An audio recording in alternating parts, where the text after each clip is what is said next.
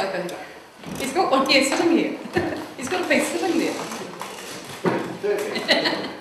Welcome all to Infrastructure Services Subcommittee agenda. I think we've got Debbie Porteous in Public Forum here. She would like to talk to us apparently about water meters today.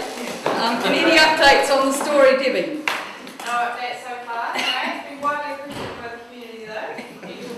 How many people sucked in? Not too bad actually.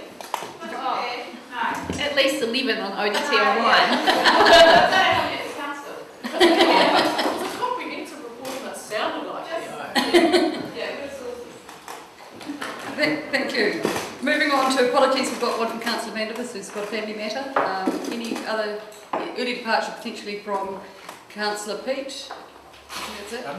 I said, and potentially an apology for early departure. Oh, thank you. Yes. I'll move those apologies. Seconder, Councillor Lord. All in favour, please say aye. Aye. Against, carried. Thank you. Confirmation of agenda. Any changes needed? Thank you. Moved. Councillor Lord, seconded. Councillor McTavish. All in favour, please say aye. Aye. Against, carried. Note the declaration of interest. Naming of new private way, Haworth Road, Fairfield. Hello, Mr. Garrett. Welcome. I hope everyone's met you before. This man is a man of all information, GIS-wise. Thank you. Yes, I haven't been for the new council before. So yes, my name is Rob Garrett, Acting Information Solutions Manager. Here for Bruce Hall, the author of this report. Thank you. Any questions? Tavish? I'm happy to move. I'll second it. Second. Any other comments? Yes. Yes, look, I'm sorry, I'm not quite sure where to make this comment, but so I'm making it now. Is there, are we really, where they comply with the council policy, do they need to come to us? I mean, we've set a policy, they comply with it. Can staff not just approve it? I understand when they don't comply that it has to come here, but just in future we get a lot of these. I'm happy to take that as a matter, and I'll note it from matters under the chair. I understand there's some contentious things about that. Can I suggest we're looking through the delegations review at the moment? I think it's delegated to the committee, so it would be the place to deal with it under that review process. Thank you. Moved seconded. Any further questions or discussion? All in favour, please say aye. Aye. Against? Carried. Thank you. Next one, new road name, Grand Vista Subdivision. I will be making comments on this, but if anyone have any questions? You're moving. Anyone second? What's the motion? Because that just has to be considered. You're approving the name plate present, are you? Yes. Thank you. Mr. Is that your interpretation? Yeah, I was just wondering, just my question about did Tate actually grow up in that area? He's still growing. I'm pretending that family. Do we know that information? You didn't write the report.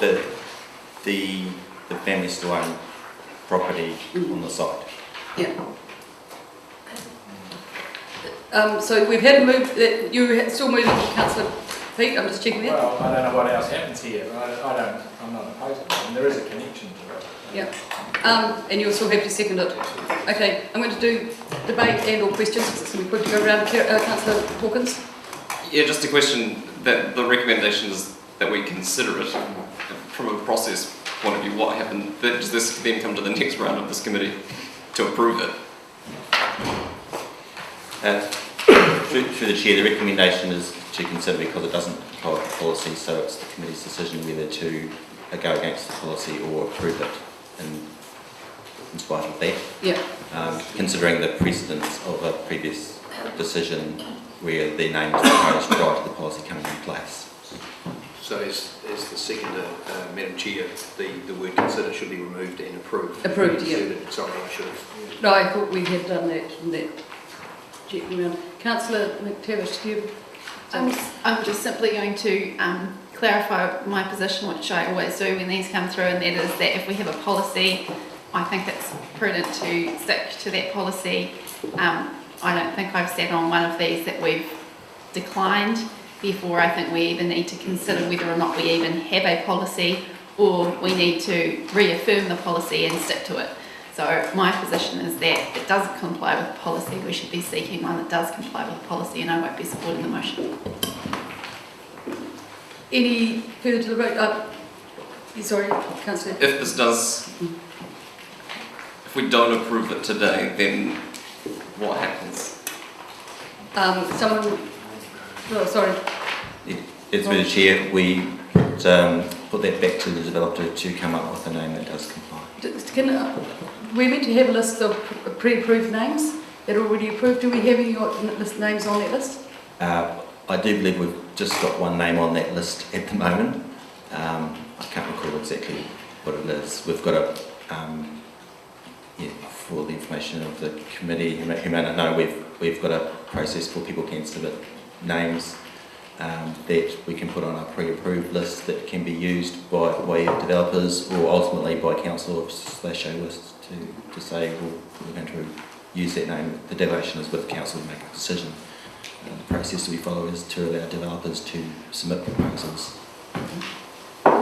Madam Chair, as the mover, and I would hate to set a huge precedent here, but I guess I'd have a question about whether, why we're getting something to consider when there's only one option. That normally, I mean, so I have some doubts about this now, I suppose. Okay, Councillor Loon. Thank you, Madam Chair.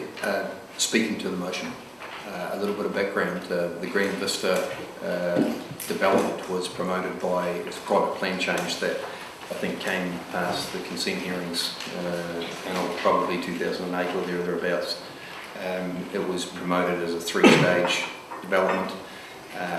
They, as part of the plan change, had to produce a structure plan that met council's regulations, rules and regulations, roading, water and waste and water, and that was adopted at that time and included in the structure plan were, my understanding, was the naming of the road. So that was their preferred position at that point in time. That's why I'm supporting it.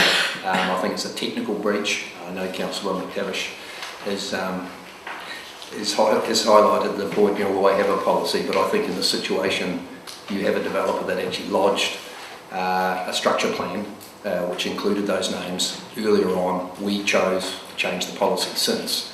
I think it's just a bit unfair to go back to the developer and say, well, I'm sorry, we've changed the rules, we now want you to resubmit either another name, we don't accept this one. And I think it's a little unfair.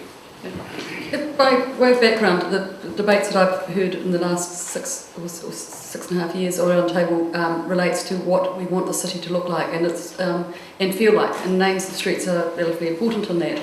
And the emphasis has been given, I think, often for people who've died, because you're not necessarily relying on their actions yet to come, which may or may not be good ones.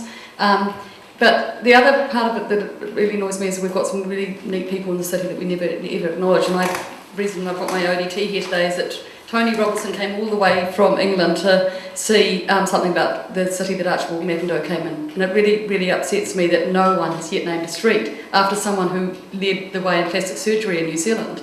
I've raised that name before, I've talked to the family, I don't know if they've written a letter in, but those are the people that we should be defining the city by. We've got some wonderful native wildlife and flora that we could be naming our streets by and emphasising that. We've also got veterans that are coming up to the 14th, 15th anniversary of Gallipoli would be also another way, and we don't seem to ever treasure the heritage of the past but keep on naming streets after developers and their families and their grandparents and grandchildren more. Who have never actually had perhaps the same mark on the city. And I do share the views of Councillor McTavish that we've got a policy that emphasises doing that sort of thing and we don't usually do it. I would make a call to this ODT and anyone else to emphasise that they can write in and suggest names. I think it's really sad that we've only got one name on the list even though we've made that call before. Great idea, Bob. I'm onto it. I didn't know dead people. Vaughan Johnson I might have put up there a few weeks ago as well. But I'm just really concerned that this sets the tone. We don't know who Tate is, we don't even know what he's going to do for the city and if he's going to be a good person. Yeah, agitate. But I do know that people like Archibald McIndoe did some wonderful things in New Zealand and more importantly overseas, and we don't acknowledge them. So that's my view on the debate. I think we can come up with much better names. I appreciate that we have already, by the way, the plan change in some ways consented to this name or a similar name, but I just want to give that background and my feeling on it. Any other discussion, other members? Well, I was of a mind to oppose this for the very reasons that have been enunciated around the table, because, for those reasons. However, having listened to Councillor Newton, I find that there's a tension between two principles, really. The principle of being fair to the people who put a name in before the policy changed. We changed the policy without taking account of perhaps undertakings or tacit undertakings that had been made. And I think that we are remiss in that, or have been, and I'm not being critical, I'll start with that. I just mean, in general, we've overlooked maybe an unintended consequence of changing the policy. Nonetheless, I think we have to be looking to the future and what we want the city to look and feel like. So, given that that's the case, and given that I think that Tate is actually as good as anyone else's name, but not necessarily special, I would be not voting for this motion. Any further comments? I'll put the motion. All in favour, please say aye. Aye. Against? No. Can I have a show of hands, please? Those for? Hands up. 1, 2, 3, 4, 5, 6. Those against? 1, 2, 3, 4, 5, 6. And I can put my hand up either way.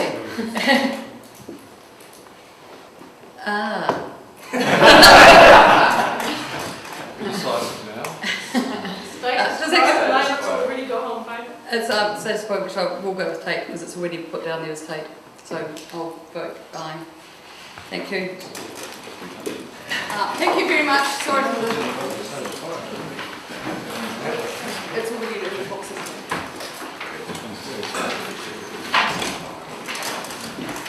Welcome, gentlemen. John, have you been round this council table?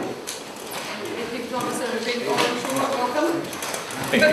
Item 6, the 50 max high productivity motor vehicles. Do you want to introduce or say any words to this? I think everything's said in the report already, that there's a number of local authorities who have already agreed to this, and NZTA already support it. It does not have a great impact on our road network as our evaluation of this, so we've put to the councillors whether it can be approved. Any questions? Councillor Noon. On 6.3, where NZTA have engaged Opus International to undertake the study of the impact of the 50-tonne trucks, what confidence have we got that that consultant report, I mean, for example, has it been peer reviewed? Have we got confidence in the data that they used? They used practical examples, or was it a desktop exercise rather than, after the use of 50-tonne trucks on the pavement to say, with the current axle or the proposed axle arrangement, there is no major impact on well-built roads? The report that was prepared by Opus was quite a substantial research paper that they did. It was commissioned by NZTA. NZTA then went around the country and met with groups of local authorities. So we had a workshop here in Dunedin where we went through the report and its findings, as well as a number of other reports from other consultancies which have been engaged by other local authorities on the same topic quite prior to it being rolled out across the whole country. So we are quite satisfied that the report is substantial. There are many page numbers, analyses, not just desktop, but quite substantial research into that, which I did not think would be beneficial in this report. But I'm happy to produce those if you like. You're happy to council staff, as councillors, to come up and read your copy? I'm happy to provide any councillor that would like it with a copy of the quite hefty tome of information NZTA provided us with. So can I follow that up? Yes. So the information hasn't been peer reviewed, I understand. Those reports have been around the whole country through workshops with local authorities, NZTA, heavy transport industry and other consultants. I'm not sure whether that's a yes or no, but I'll accept your answer. The second part of it then is around we must have some pavements that aren't as good as the majority of our carriageway and network. So are we able to determine the likely risk on a percentage of the network? Or I suppose put the question another way, are you concerned at all with the poorer parts of our network that could have considerable damage, could be considerable damage on a small part of the network? Does that raise any concerns for you? Yes, that was certainly one thing that we considered, is it's not just structures that may be at risk. We've certainly allowed in the report for structures to be excluded. There are also parts of the actual road carriageway that are at risk, but they are no more at risk from the 50 max trucks as they would be from the 44 tonne trucks that do already get to use them. A good example would be Blueskin Bay Road, which is very narrow. It's impossible to get a big truck around some of those corners safely, and for that reason the road itself has been weight restricted. So while it's unusual to put class restrictions on road carriageways, we do have the ability to do so where we've got those concerns. So yes, we do intend to restrict some carriageways as well as structures. One other question. So just on that restriction process, and let's say if you use another example other than Blueskin Road where it hasn't currently got a restriction, it suggests in the recommendation that that responsibility would be delegated to NZTA, is that correct? No, the exclusions would be determined by our council here, I've put in there by myself, based on the technical information we have at our disposal. We then notify NZTA, and then NZTA notifies all 50 max licence holders that they may no longer use that particular road or structure. So again, NZTA provide all of those 50 max licence holders with volumes of maps showing very clearly each part of each network that they can or can't use. Sorry, John, but we make that decision. Pedantic, but number 2 in the recommendation, the way I read it, is that if we approve one, the authority to issue 50 max permits for the Dunedin City Council will be delegated to the NZTA. But still withholding, we're giving him the ability from time to time to So limit them. does it mean that we provide all the information for them to make the decision? Can I just point of quick clarification? So NZTA will issue the 50 max certificates, but we would advise them about what restrictions were on those tickets. That's correct. The permit is for the truck itself. So the truck obtains a licence, like a little registration sticker in its window. That's issued by the NZTA, and that comes with a book of where they may and may not travel. We issue So that. we've still got control over where they can and can't go on our local network. Yeah, So just my understanding is the recommendation one gives you that ability to identify those restrictions for 50 max vehicles, which would then be translated to those trucks by NZTA with the 50 max licence. But you'd still hold the ability to restrict where they can go. That's correct. Councillor Wiley, followed by Hall. Thank you, Madam Chair. On 6.4, bridges, do we have an indication of how many structures may be affected?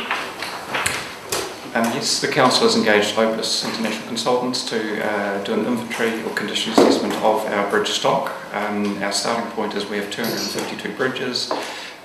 We're currently looking at restricting 68 of those from being able to be used by 50 max vehicles.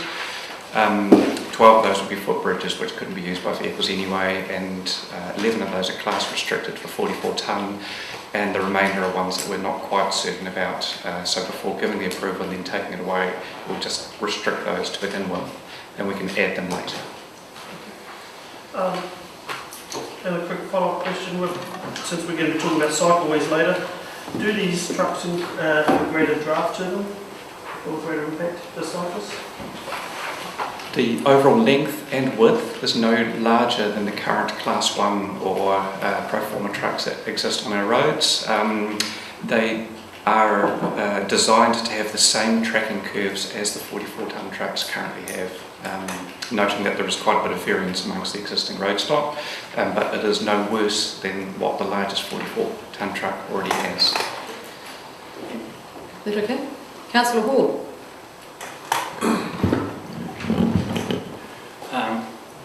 A bit of informal research that I've done on tri-axles, tandem axles and quad axles is, if you follow through the United States, Australia and a lot of the European countries, they predominantly run tandem axle.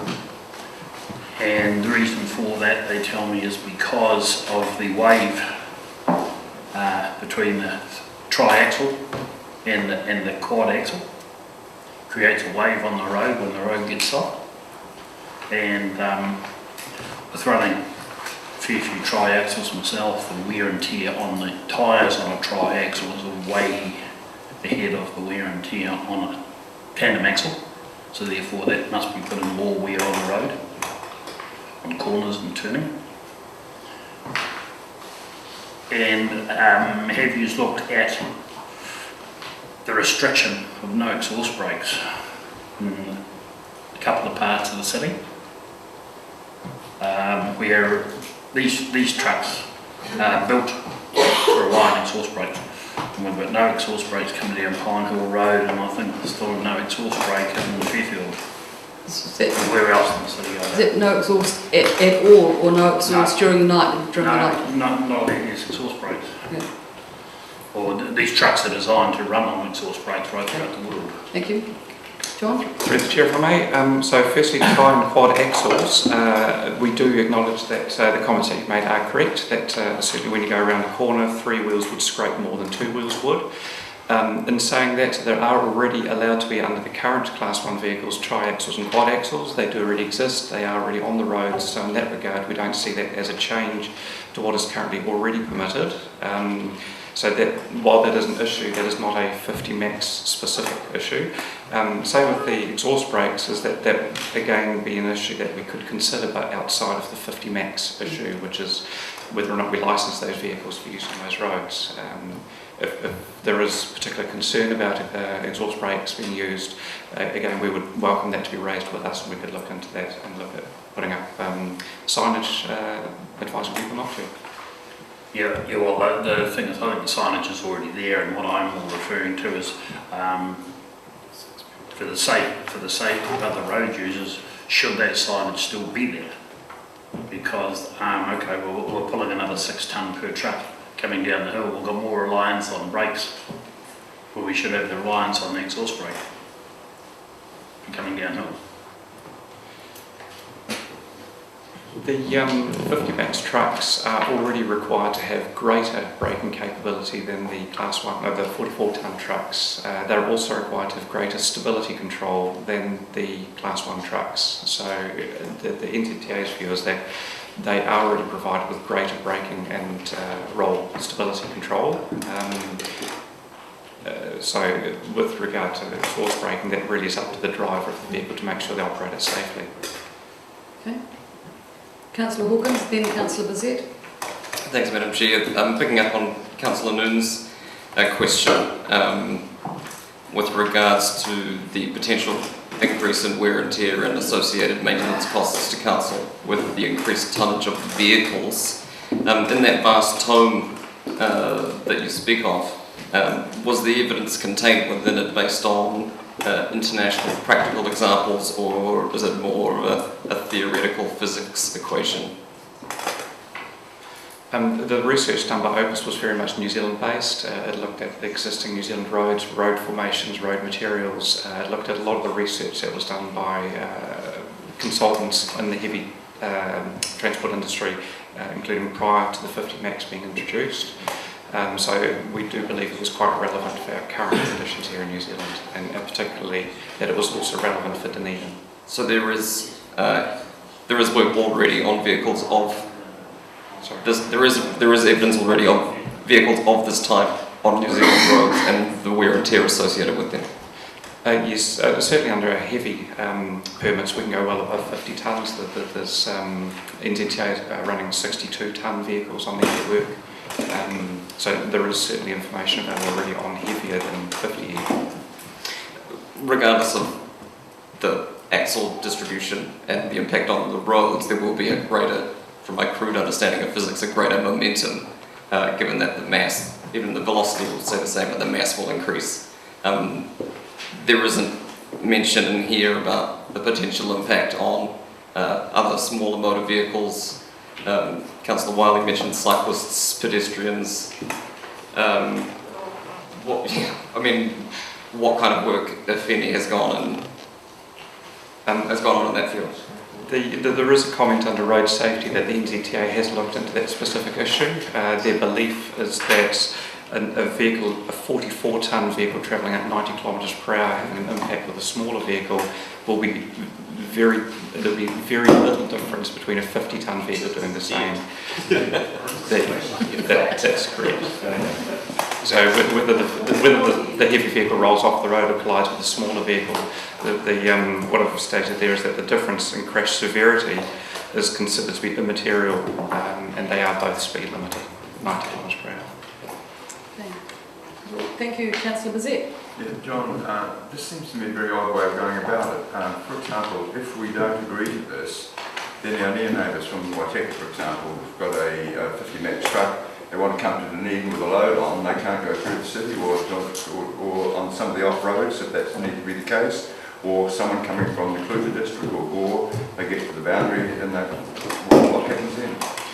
That is correct. The current map books for 50 max vehicles show that they can travel right throughout the Waitaki, but they can only enter our area through the NZTA roads. Yep. The NZTA has approved the state highways in Dunedin for use by 50 max vehicles, so they can travel through our district, but they may not leave the state highway network, which is good and well if you don't need fuel. They can't actually get off the state highway to get fuel in parts of Dunedin's district. So that would cause a problem. So if they did want to go off the state highway network onto a local road, they would have to apply every single time for a heavy vehicle overweight permit from the council. And we have already started receiving numerous requests from 50 max vehicles to be able to use local roads in the Dunedin district. So that would just be an increasing overhead cost for which we have no resource or budget currently to deal with. That seems to be a totally unsatisfactory system that we've got that needs, or some sort of anomaly that needs to be addressed surely. Because, you know, one local authority could hold the key to allowing 50 max trucks to go through. It seems to me to be necessary, to say the very least. I mean, if that's the case. You know, is there something being done to address that, or is this just going to be the way? I mean, there's an expectation, I guess, that every local authority will agree to 50 max trucks, and that will probably be the case, because it is going to cause so much, so many problems if we don't. I mean, it's like we've been almost forced into agreeing to this because it is going to cause problems for the city, for people who have expectations of one of these trucks arriving at a business at their front door with a load on board, and that truck has to apply for a permit each time it comes off their state highway. To me, that's an odd way of doing things. Well, you are correct, and I need to be careful what I say, in that it is the NZTA that's driven this to improve less kilometres travelled per tonne transported. But the easy solution is what we have proposed in this report here, is to enable a permitting system which does allow them to be used on the road network. We do have the option, we're absolutely not being forced into this. We do have the option to say no to 50 max, and we even have the option to say no to the permits when they get applied for. But in most cases, if we already allow a 44-tonne truck to carry that load on the road, and this provides no greater weight per axle than the 44-tonne truck, it would, in my opinion, be unreasonable to then also decline the overweight permit when it comes in. It's just additional overhead, and if we do what it says in the report, then that overhead would not be required. Okay, any questions? I've got a Councillor Ward. Who'd like to move it? Okay, any seconder? Thank you, Councillor Staines. Do you want to speak to your motion? Not really, no. I think it's, well, only in so much as to say that I just think it's neither here nor there. I don't think it's going to make a significant difference. And I think Councillor Hall will probably been testing these limits for some time. As almost every other tracker does on occasions. Okay, moved and second, Councillor Bazette. Well, I'll second if that's what you want. But yeah, no, in spite of what I said, I do agree with the resolution that we accept this. But to me, it's an odd way of going about it. There seems to be no clarification with regards to allowing these trucks to travel. It should be the Transport Association that can give authority to travel through the, on the main highways, and the city would be disadvantaged as well if we didn't allow this. So I think it's common sense to allow. Thank you. Any other discussion, debate? Sorry, I didn't give the seconder a real chance. Sorry. That's all right. I support the resolutions. I take the information supplied by NZTA to be reasonable, that in fact the axle loading is no different. I think the things we need to remember in here is that the extra weight improves freight efficiency, but more than that, it will reduce the carbon footprint because you're not dragging around a whole truck to take another 6 tonnes, so you're reducing effectively the weight miles. So if we're trying to be consistent in some of our other desires for our city, given that the recommendation is clearly indicating that we're not likely to see significant increased maintenance on our roads, and we can protect the roads that may not have the foundation to take these trucks, then I think we gain some benefits from it. Okay. Sorry, Councillor McKevin. Sorry, just briefly, whilst I agree with Councillor Staines, I wasn't going to speak to this, but I think that we do need to be cognizant of the fact that we do have a transport strategy that places emphasis on trying to move freight onto rail for several reasons, and this may in fact be working against that to a degree. I support the resolution because I don't think we have much of a choice, but it would be helpful if the government placed a little more emphasis on rail rather than the, I think, probably fairly minor benefits that one can get from, in terms of carbon emissions from efficiency or adding more tonnes into our trucking network. Councillor Hall. No way am I opposing the extra weight on the road. I'm just trying to point out the damage that can occur. Fonterra last year put an extra 1 tonne of milk on all of their trucks, and it's saving 25 trucks on the road per day. So it does. Efficiently, it is efficient. Thank you. All, I think that's everyone. I'll put the motion. All in favour, please say aye. Aye. Against? Carried. Thank you. Report 7. Encroachments. The same gentleman is sitting through this one with Tony. He wanted to introduce it, is he? He's waving his hand around. No, what I'm waving around is the latest edition of FYI, and you'll see that there's a bit in there about information around encroachments. Around that. So I think reports simply.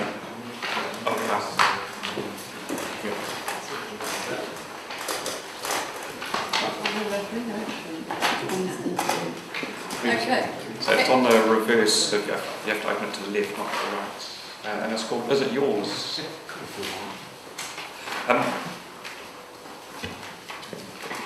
You want to talk to it, Carl? So with this encroachment report, just to clarify to the committee that it was initiated by a particular situation in a particular street, but we've chosen to write the report in a more general fashion in relation to this type of encroachment. In addition to these yard encroachments, or the historical type encroachments, we deal with dozens, literally dozens of different types of encroachments each week.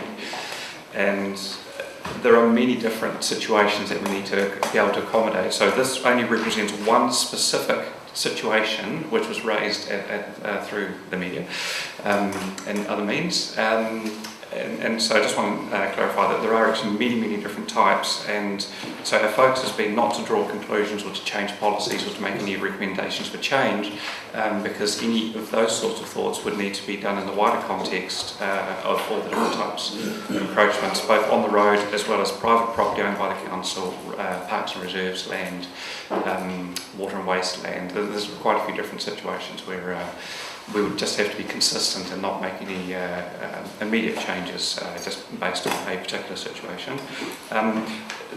I guess the only thing I'd like to draw attention to is there are the conclusions at the end and the recommendations before it. We are working through those actions or activities to make improvements to what we're currently doing. One example is the brochure that's just gone round, which was one of the bullet points. We've modified the letter that goes out to residents.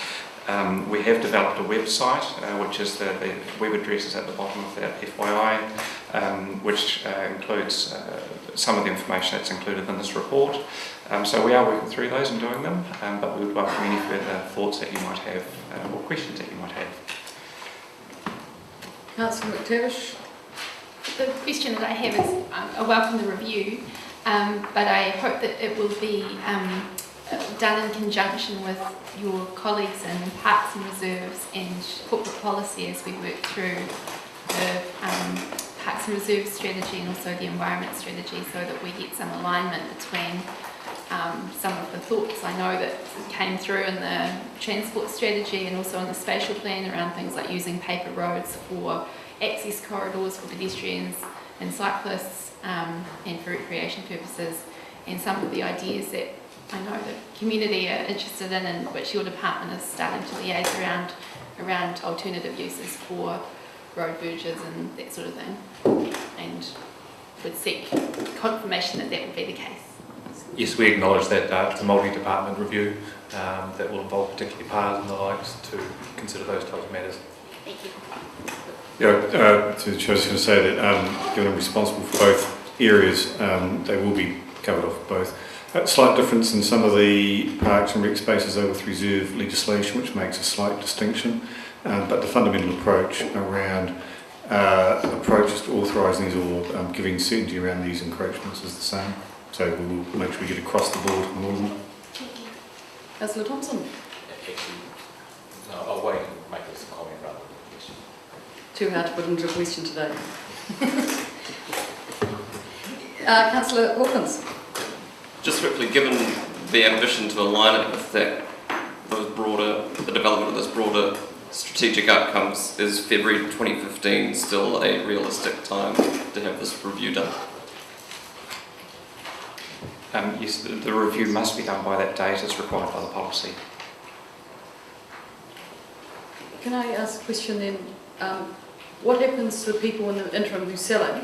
What is going to happen to them in another Ings Avenue case? Someone does a limb, finds out there's an encroachment. What will the process be that we going forward? Just understanding over the next year. As I said, we have not proposed any change to the approach that we take, so the approach that's described in the report would be what would be used. Yeah, but the letter will be different. The letter is different. Yeah. Councillor Coburn and then Councillor Hall. I'm wondering on 7.5 in your report, when you say the DCC must be truthful and act in the best interests of all parties, whether that's quite a high bar for the council to commit itself to, not the truthful bit, which is, of course, and not putting on a limb something that should be on a limb, but acting in the best interests of all parties is a big call for the council when it seems to me that it isn't its legislative requirement, and if anybody tried to hold us to that, I'm not sure who even all parties might be. Is that a statement or a question? That was a question. Are you wedded to that statement? I agree it might be sometimes not possible to act in the best interest of all parties in some situations, but the point I was trying to draw attention to was that while the property owner that's selling the house might not think it's in their best interest for this to be raised at this time, they might not be aware of the fact that they have some risks or they have no legal right to that land when they thought they did. So the council's view would be that it is in their best interest for that to be resolved, even though they might not feel that at the time. So you are clarifying that to be that, although it's not possible, that's your statement? May not be possible at all times. Yes, that's correct. We would still strive to. Yeah. Okay. So, question? Councillor Wiley? Thank you, Madam Chair. Looking at the Ings Ave case and looking at others, Gourlay Place is one that comes to mind that I've been approached about. Is there a formula that can be decided where some of these things can be settled relatively quickly to take the stress off the occupants? It really does differ for every situation. When people find out that something that they thought was theirs turns out not to be theirs, they go through a normal grieving process for loss. That they might feel angry, they might feel, they might deny that it exists, they might want to blame other people, and finally they might go through acceptance. And each person takes different time frame to go through that. So it's not really possible for us to crowbar them through all of those stages very rapidly. We have to work with them. Sometimes it does go very rapidly, and sometimes it takes a bit of work. So no, I don't think it's we can generalise it. We can do it quicker. It's a journey we go on with. I guess for me, I went things out and I had a look, and I even paced out the footpath to see what the measurements were, to see if the road had changed or anything like that. And it showed to me that there was equal footpath distance from guttering to fence to each property and things like that. You know, I find it really frustrating for these owners of these properties that we can't just find a simple formula and say, okay. So, just in that, it is a reasonably simple, straightforward formula. As I understand it, there are people down Ings Ave who have simply got an encroachment licence now. They've done what the options that were in front of them. There have been some that have been very concerned. The law's reasonably straightforward. I think the process is that, as John has outlined, is reasonably straightforward. Different people approach it differently, and that's what I think John's talking about in terms of dealing with different people. But there are people down Ings Ave who have gone and got an encroachment licence. Okay. Does this come through historical, through boroughs, and as paperwork change hands or move? Or was it just a case of technology so much better today? It's a matter of both, really. It's in some examples, say the original road might have been done prior to 1900. Would have been a horse track. They wouldn't have even had vehicles going up there. The new one that was done might have been done under the current rules, which is a minimum width of 20 metres for all roads. So that might result in a different road width for the road, but exactly the same design and implementation in the way of fence lines. There has been some degree of amalgamation effects where previous boroughs might not have had any ability to look into these issues and might not have dealt with any of these issues, which we've now inherited. And yes, we are dealing with those at the moment. So it's a combination of all of those factors, really. And as I said in the report, the aerial photography now is amazing what we can get. Even so, there are still inaccuracies that we have to be aware of, so we do apply quite a tolerance to where we think the boundary might be and where it does look to be in the aerial photographs. So that can be quite a lot. So sometimes we do have to take quite an effort to verify that those boundaries are where they're expected to be. We've come across people who've shifted their boundary pegs when they built the fences. So yeah, every situation is quite, we find is quite unique. Okay, Councillor Ward? Yeah, look, John, I just want to ask what the question is. I understand the encroachment licence doesn't, or the need to do anything doesn't happen until a sale takes place. What if someone new buys a house, say for example in Avenue, anywhere else where there's an encroachment, they become aware of it, and then they say, well, they've given three options, either buy the bit of land, buy a licence, or move the fence back to the boundary. What if they choose to do none of those and say, look, it's not actually my fence because it's on DCC land, I couldn't have bought it, so it was never my property. If that person turns around and says, look, it's your problem, I'll put a new fence up here, but that's your bit to deal with, have the DCC got the appetite if people en masse take that attitude? Have we got the appetite or the inclination to deal with that? And because I often look at a street like Ings Avenue and I actually think, well, everyone's pretty much keeping the street nice and tidy, and although their boundaries are in the wrong place and rightly or wrongly, I don't see a lot of harm in that. The question I also ask is the price of an encroachment licence. I know with one I was told $660 per annum, which seemed an excessive amount, but I read in a further bit of correspondence that they can buy a licence for $50. Now, I guess I wouldn't mind paying $50 for another 20 metres on my section, but I'd really be splitting the dummy at $660 per annum. I'm just wondering if you can give me some clarity about what price would be charged. I did read the formula and that, but what would you actually charge if someone says, oh, I'm not going to do anything? Okay, well, just addressing the first part of your question, which was the, I guess, the boundary and what if people choose to ignore the fact the boundary exists.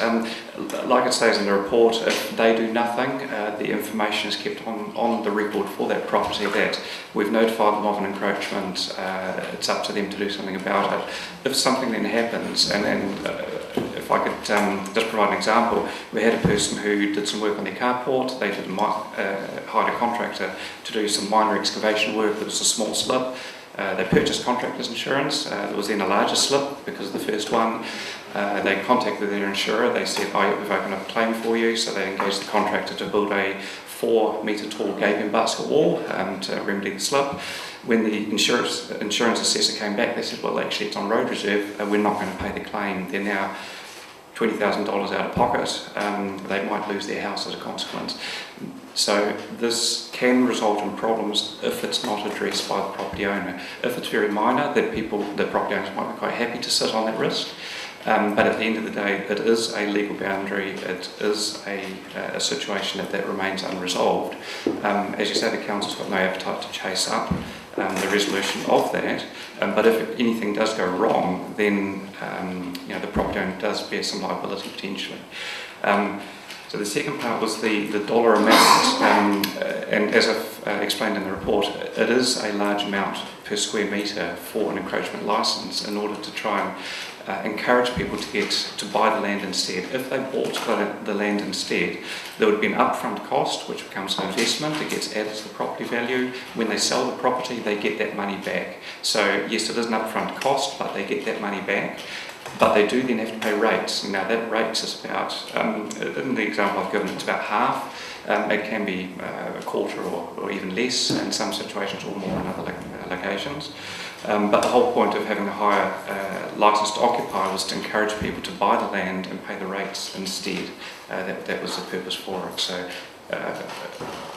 I make no further justification for the amount that's charged. I wasn't suggesting at all that these were not legal boundaries and that we weren't doing it right. But what I would argue is if someone built a fence in 1912 and the house has been sold 6 times in the last 100 years and someone buys it now, they've never actually bought that fence. That fence is not part of their land, never was part of their land. And so what I'm arguing is they could actually argue reasonably honestly, well look, yep, okay, there's a fence there, yep, it's on your land, it must be your fence, so it's got nothing to do with me. And that's what I'm saying. That to me I would think would be a legitimate claim. You know, how can you own something that wasn't yours? I think, so through the chair, I think as John's tried to say, in those situations, we just leave the fence there, we wouldn't take any action. I'm not aware of, I'm aware of only a couple of times where we have acted to remove something that was in the road reserve, Dunedin, where there was a more recent encroachment that caused a safety issue. I'm not aware of any historical one. When variously you'll get the road stopping, I think the road, are they called road stopping? They come to where someone wants to buy the bit of land, there'll always be an assessment about is there seen as being eroding need or transportation need for that wider corridor. I'm not aware of any that have really come through. It is a historical situation. So in those sort of situations, as John has said, what we've tried to do in the report is that it's for the landowner's benefit to regularise their occupation of that land. We've got a couple of options for that. And if they choose not to do anything, then we're not going to suddenly take action. But nor would we want to take on the maintenance of a fence or a tree or shrubs. So.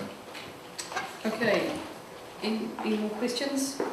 Anyone want to put the motion? Happy to move. Taking account your suggestion earlier, would you prefer that the word interdepartmental went after the word comprehensive? I was happy to take staff's word for it, but I'm happy to do that. Yeah. Does that moved, seconded, Andrew Noon? Now we're going to get your comments. Thank you, Councillor Thompson. Well, that's a good point. I didn't make them as a question. Some other people did. Sorry, Councillor, can I just offer the first opportunity to speak to it to the mover? Oh, I'm sorry. Yes, quite great. Thank you. I'm more than happy to pass over to Councillor Thompson. Councillor Thompson wants to make comment on this. I don't understand it as well. He's held back so long. Well, I I've undertaken to make comment on behalf of some other people, so I need to do that. At their request, I've met with a number of the residents in Ings Avenue, which is not the ones who were in the paper, but others who were perhaps alarmed by what they read in the paper. I think that I endorse the intention of a review, and I think if you're going to do a review, you can't do it in 5 minutes because it's a complicated issue, and so I think it's perfectly reasonable, and I support the approach. As someone who arrived home one afternoon to discover that he didn't own his driveway in his backyard, I also have some sympathy with the neighbours. I certainly thought I brought my driveway and backyard, but I didn't. But I think that some of the issues that are coming up here are in many ways the ones that Councillor Lord alludes to. There are residents, whether in Ings Avenue or otherwise, who have purchased existing properties that may have changed hands many times. In some instances, they have built on land that they've received building consents and resource consents for that they would not have done if the boundary was where it was. For example, the house has been built too close to a boundary, or there is insufficient square area in the section to have allowed a house of that size to be built if you take it back. And the point is that it's not a kind of a knowing encroachment. They haven't said, aha, there's a bit of land here that nobody appears to be using and no one will notice if I pinch a bit for my front yard. And I think that you would have quite a different view about the situation if it were that way, but in most instances probably isn't. And so, and we're becoming aware of this really because technology is allowing us to. And so it isn't equally, it's probably not reasonable to argue that those people ought to have been aware of it or ought to have taken more care or whatever. I challenge most of us in any house in Dunedin to try and find the boundary pegs. Most of them have rotted away years ago because the houses are all old. So I do think we need to find a solution, and it isn't. I think council's approach to the sitting dwelling is perfectly reasonable. They're not being chased up, they're not being required to do anything, they're not being asked to pay anything. But what we've done is we've heightened fears for some people that when they come to sell their house, that there will be a complication that will affect the value of that sale, and that's a scary thing, particularly for older people. So I hope we can do this well, and I hope we can do it relatively quickly, and I'm not sure that we've got the policy right at the moment, bearing in mind the difference between knowing encroachment and inherited situation that they've been no more aware of than we have. So I'll just make those points. Councillor Lord? Yeah, look, I was just going to say, I agree with Councillor Thompson. I don't think we've quite got the value right. I think often when you think about sections in town, it's easy to say a section at, say, 400 square metres is worth 160k, so another 20 metres, you divide it out, you get your rate, and it's suddenly worth another $8,000 or $9,000 for a 20 square metre encroachment. But what I would argue is, when you're actually selling sections, they don't really, the value's not determined that way. And one at 414 square metres won't be much different from one at 434 or 444. And I think that, to be quite honest, to suddenly lump these encroachments and some of the ones in Ings Avenue and try and put a value on them at $10,000, I actually wonder if that's just far too high. And I wonder if we could actually work at some way of legitimising a takeover where people want to at a much more reasonable rate. Simply because I don't think the size of the section determines the fair price, and I would rather see them legalised at a reasonable rate and people start paying rates on them, and it makes the problem go away, or gives people an easy opportunity to do that. Okay, Councillor Cull? Oh, sorry, Mayor Cull? Can I just kick off by congratulating you on this report? It's a really good report, it's informative and it's lucidly written, and I really appreciate reading it. And second to that, can I pass on the experience of my neighbour who found who was in a situation where they were about to sell their house, so they came to the council and asked about code compliance certificates, the LIM, old building consents, whatever. They found that their property not only encroached mutually with their neighbour, in other words, they had some of the neighbour's property and the neighbour had some of theirs, but they also encroached on road reserve by half of their garage. They worked through it with council.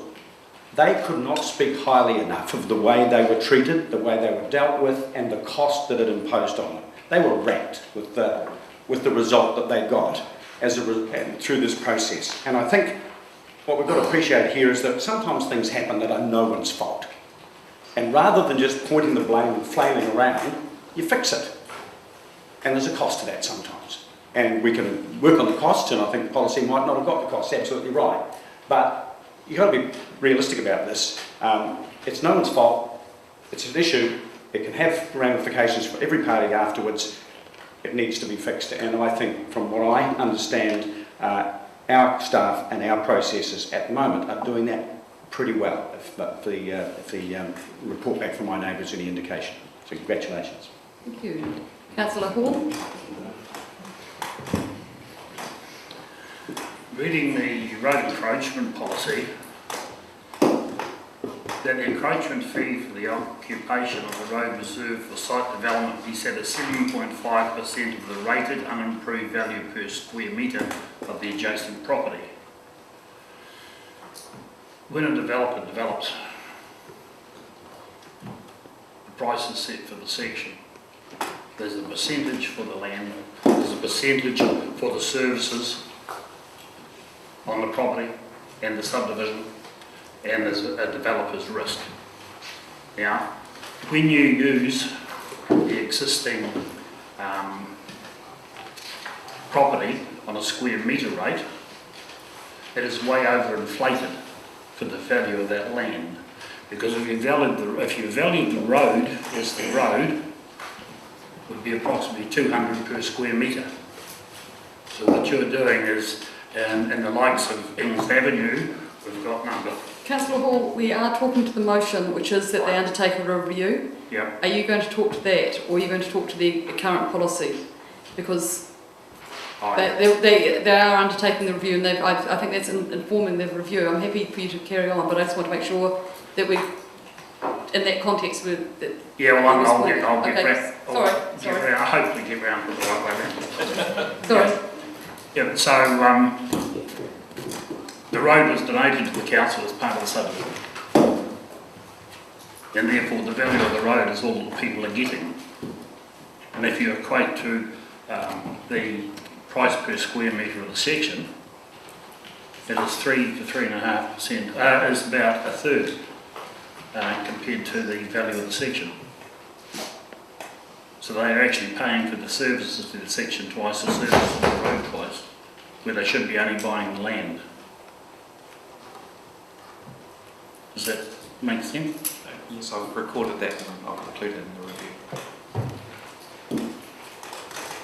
Thank you. Councillor Calvert. Oh, sorry, Councillor Staines was first, then you, sorry. Again, congratulations on a good report. I thought it read extremely well. I'm of the opinion that it's better to deal with these issues and be reasonable about them. But at the same time, we have to realise that land does have a value. And the land that we're talking about is owned by the ratepayers of the city. And so one should expect to get a return from that land. Perhaps in the review we could look at the potential for situations like Ings Ave, where property owners have got an encroachment and probably we're quite happy to stop the road, but maybe the use of a targeted rate to enable them to pay for that piece of land in instalments in their rating bill might be a good option. That then transfers with the house themselves, so the new owner will be aware of that encroachment. They'll also be aware of the amount outstanding for that final payment, which they can either choose to make at that point or continue with a targeted rate. So I think it is pretty frightening for people. Having heard two councillors who've had experience of this, I have as well. I found out I owned half of my neighbour's back section, but that my garage was on road reserve. It's probably pretty common, particularly in the older parts of the town where it was never really surveyed that well. So I think we need to be aware of the concern it creates for the person who finds this out, but at the same time there is a value, and we should not be aiming to make a ridiculous profit out of this, but we are dealing with land owned by the ratepayer, and so we must treat the ratepayer fairly as well as the property owner. So I think the review's a great thing. I hope it has some opportunity to look at how other ways of making it easier for the landowner to resolve the issue, particularly given that some may not have a lot of money to throw at it in one lump sum. Thank you. Councillor Gilbert. I'd like to see in the review some cognizance given to the cost of survey. If we are so certain that it's our land, not theirs, then presumably we have surveyed it and somebody else shouldn't have to pay to survey it.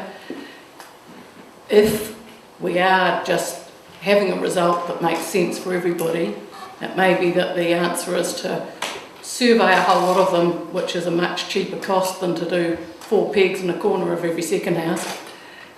Thereby the ones in the middle don't need the surveying. I mean, I think we can do it more cost effectively, the surveying, and think about whose cost the surveying should be at. If we're selling, it could be our cost, and if they're buying, it could be their cost, and we should be actually thinking about that, keeping the cost down and figuring out who would most appropriately contribute to that.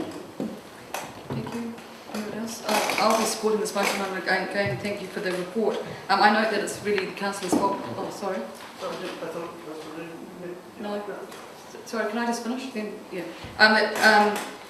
This was a policy that was done during annual plan hearings, I think, and it's probably a good learning curve that we would never do policy on the hoof at the annual plan in order to meet other, I think we're looking at other things, because it's certainly not a financial ramification. It's an unfortunate pairing of two ideas, which I don't think was intentional. The other part of it is, why I really supported, because of the interdepartmental review, is that I think it really is important that we occasionally just review and say, is there any use for this land for the city? Do we really want to give it up? And if we don't do that every so often, then we may well lose opportunities which happen with new technologies and other things happening, that we want to make sure that we do actually want to set it up. So that's why I'll be supporting it. Councillor Wiley, apologies. Sorry. Madam Chair, sorry, I'm just going to go back and just clarify something in the moment. Where the GVs are done around the city, have they taken into consideration which boundary or which encroachment? They usually take into account the actual legal hectare or meterage, and therefore what looks on picture as something and what actually is to be a blend. I imagine it's a fraught problem. They don't go around quite in that detail. This is garage value down here. Is that what you're asking? Yeah, like looking at the pictures, what's been GV'd is... It's not done at that level. It's usually done on a desktop exercise, looking at current sales and a meterage range. Okay, I'm just looking at this on that basis, and so we need to look at some sort of cap in the sense of, otherwise some of these costs could get way out of hand for our local residents. And is there a way to look at what sort of cap there may be in part of this review? I think Morris Street that we did in relatively recently was a good example that it doesn't matter sometimes the area. It was quite obvious that that area, I think, wasn't even part of that section. And to put a cap on it may be unfair on the city. Certainly as part of the review, the pricing and charges will be looked at as well. Okay. Anyone else want to speak? I'll put the right of reply. I'll put the motion. All in favour, please say aye. Aye. Against? Carried. Thank you. Ron. Thank you for your patience, Ron. Thank you, guys. Jean, you're staying? Yes.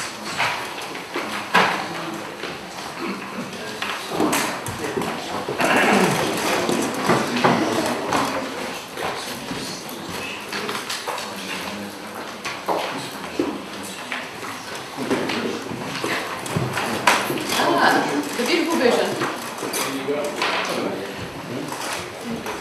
Ron, is this one between two? Yes.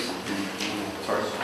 The Dunedin City Road Safety Action Plan, and they're saving money by not printing it out of a lot, apparently. What would you like to say about it? Ron?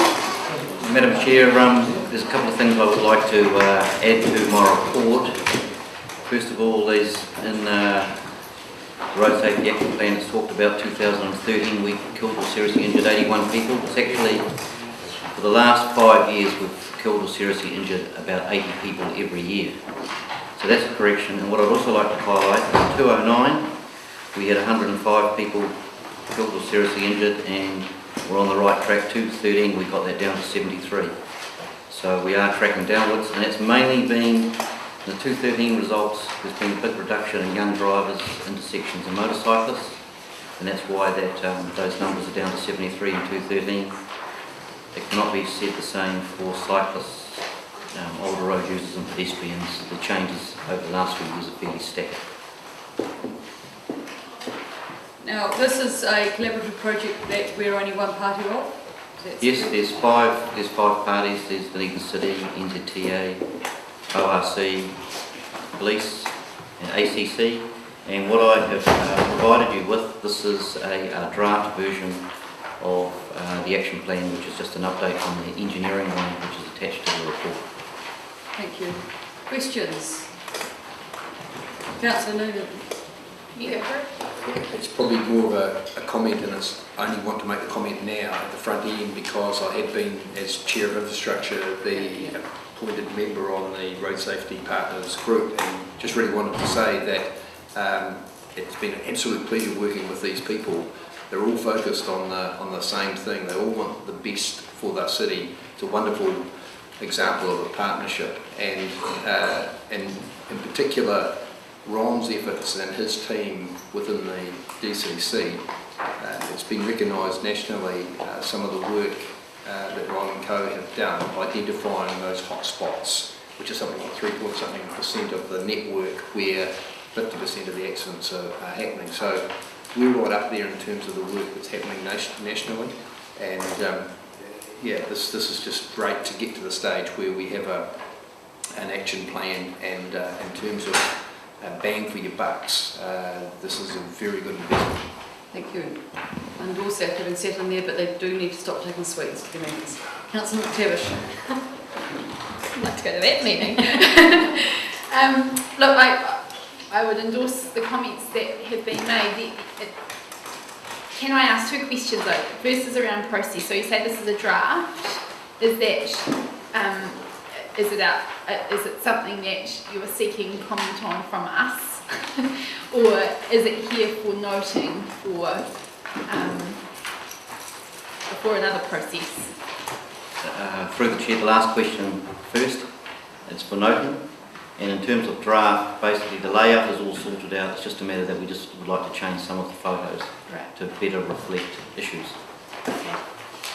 Okay, well, I'm going to proceed with my second question anyway, because I think it's something that I feel quite passionately about and I'd like to flag. And I guess where I was coming from when I was wanting to ask questions in regards to this was our transport strategy. So I was looking for alignment, and I saw a lot of alignment, but what I, particularly with reference to the young drivers, where is the articulation of potential alternatives for these young people? So when we look at the section regarding older road users, under safe road use, there is recognition that we need to be providing them with alternatives, so increase the availability of alternative transport modes plus awareness of these. I would have thought that for young drivers, given that I think it was Jim Harlan said 30% of young people now are talking about delaying their licences or not getting car licences, it is another way of ensuring that our young people aren't put in dangerous situations in charge of a vehicle on roads. So why is it that we consider it an appropriate intervention for older people and not for younger people? just like to answer this. There's a couple of things you need to realise with this action plan. This covers the, I suppose, the main agreed actions that the partners are going to work on together, and underpinning that there is a lot of individual actions being undertaken by each of the authorities. Young drivers actually, they feature in each of those issues that we have described there, like pedestrians, cycling, motorcyclists. They're virtually about number 2 intersections, they're virtually about number 2 or number 3, all of those pillars. So while we're working across each of those pillars and doing actions there, that actually is influencing, having an influence on the young drivers as well.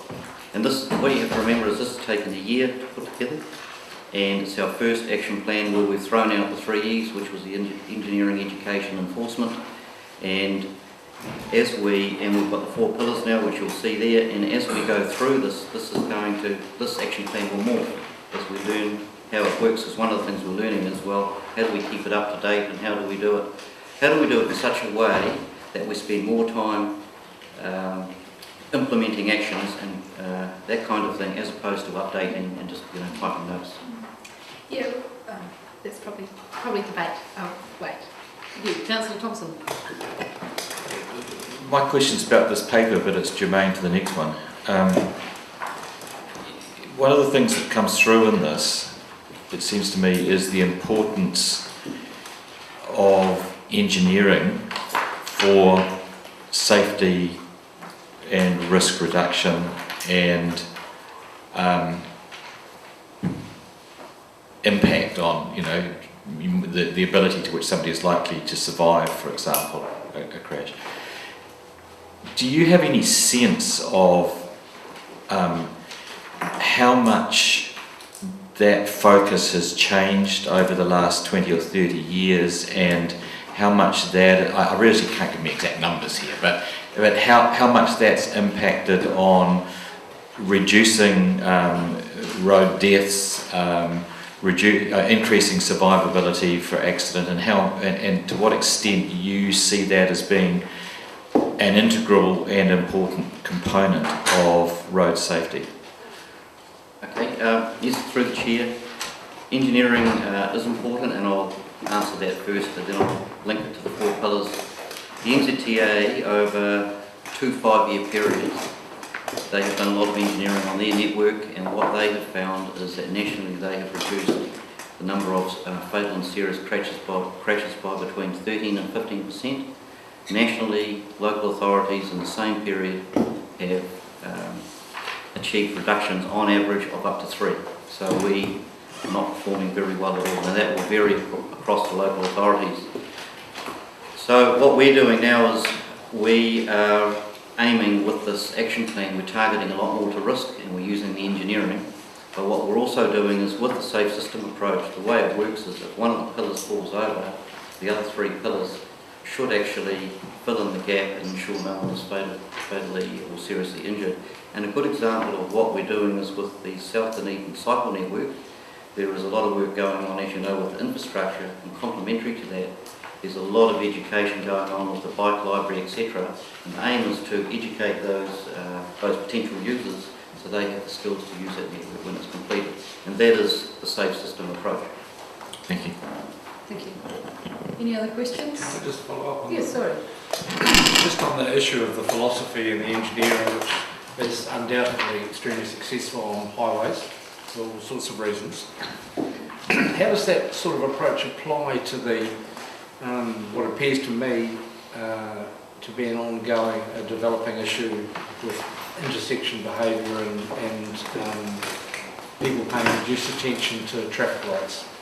And I as an observer of drivers in this city and elsewhere, the Christchurch disease of not being able to tell what red is catching on here. And how does an engineering response correct that visual problem and behavioural problem? Can I say we are targeting to risk light. We know where our high risk intersections are. We've been targeting those for the last 3 years, and we'll continue to do that for a while, because that's one of our big issues. And what we are finding is the interim results of the engineering have reduced crash rate and severity, and what we've done there is we've done things like split phasing, where we used to turn right and you had to give way to straight ahead traffic, like Smith Street, Stewart Street. I don't know whether you're aware of that, or up at the North Road Gardens, you turn right now, you give way to nobody.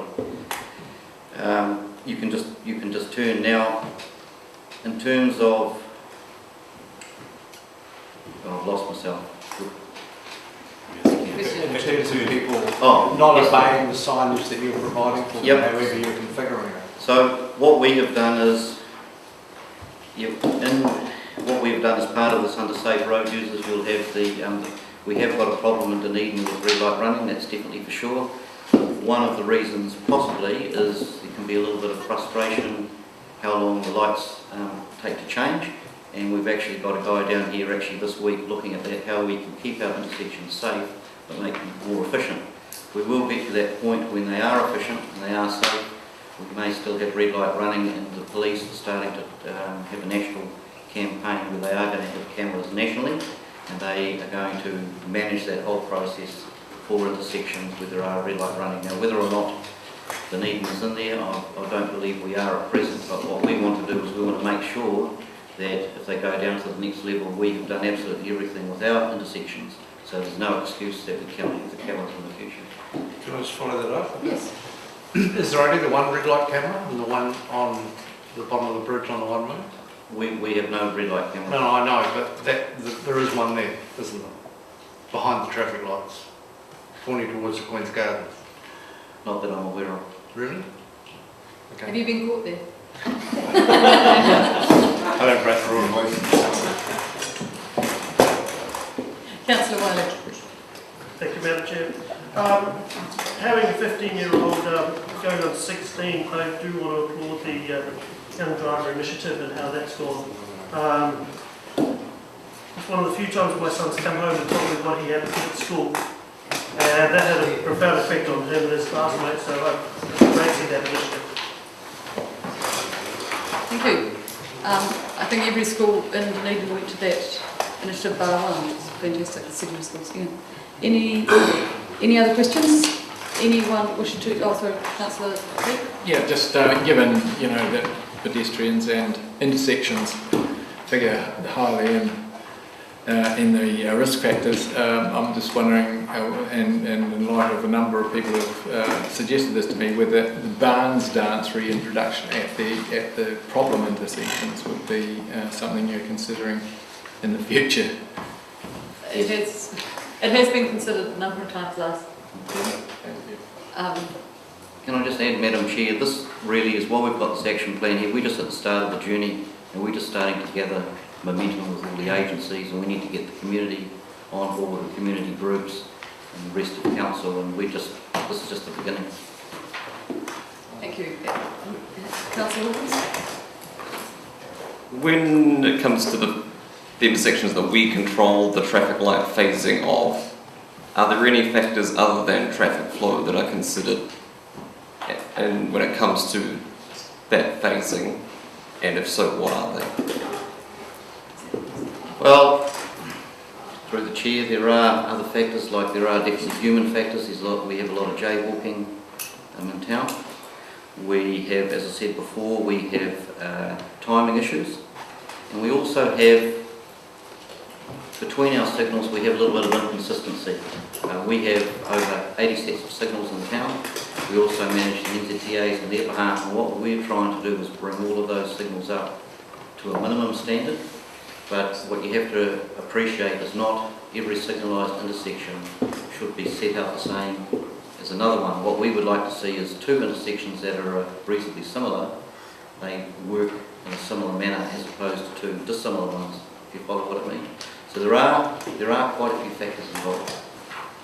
What impact can you talk me through how traffic light phasing is impacted upon by jaywalking?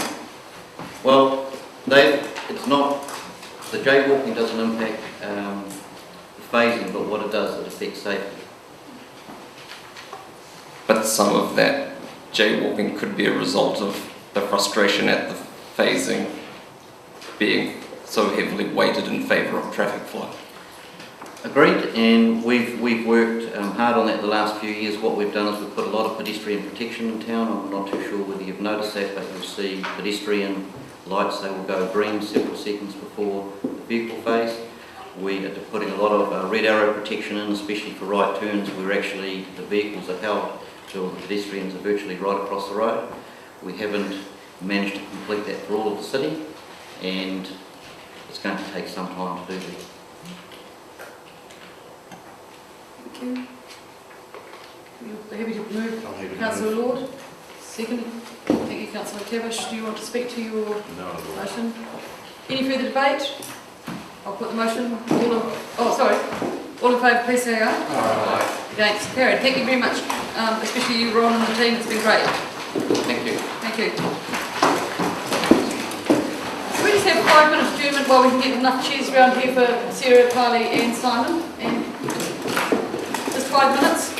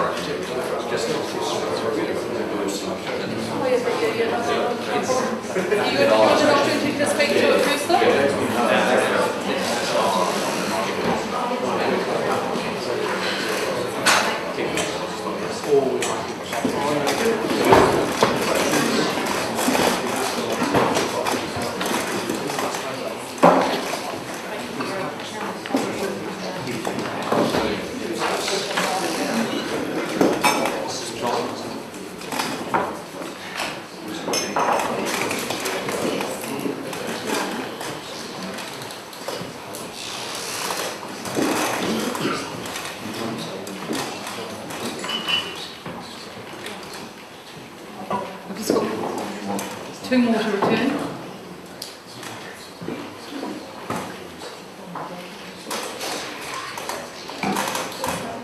Is it just Mike in there? Just Mike.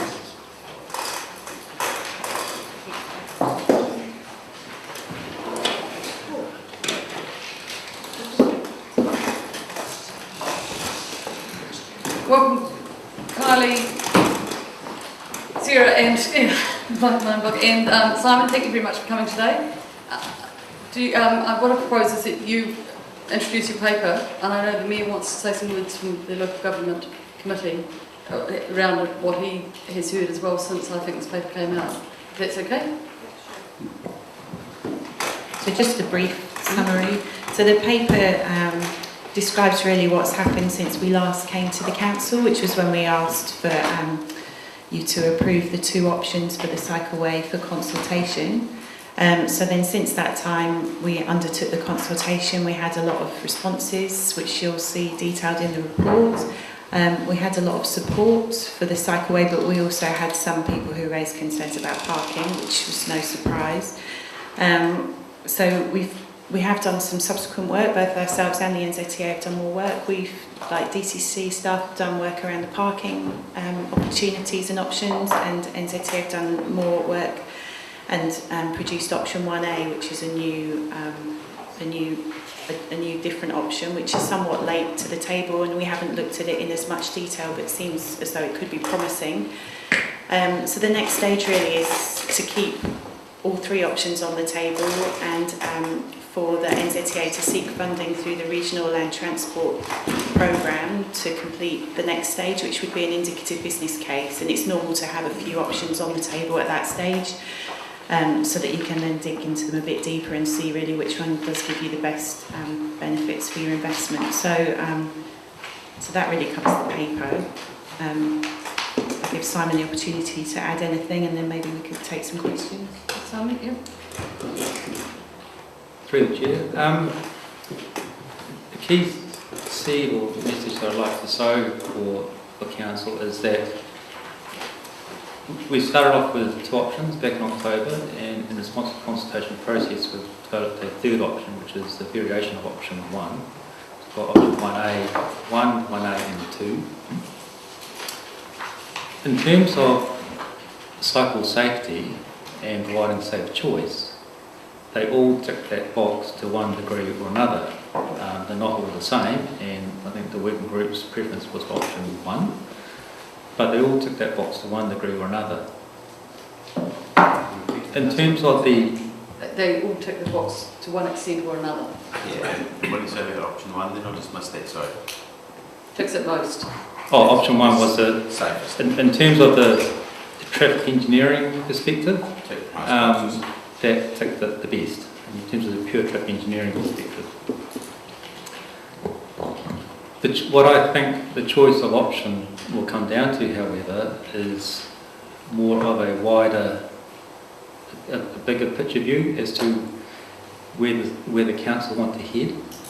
And at some stage, I'm not expecting it now, but at some stage early on in our business case process, I can see that we will need to come back to council in some way to get a steer as to where council want to head, because if the view was to establish a separated cycle lane in a least cost, least parking impact manner, then that would steer us naturally to option 2, because that affects Cumberland Street only. If another approach was taken as to how we can best develop the central city for friendly cycling within the central city, that would lead us to option 1.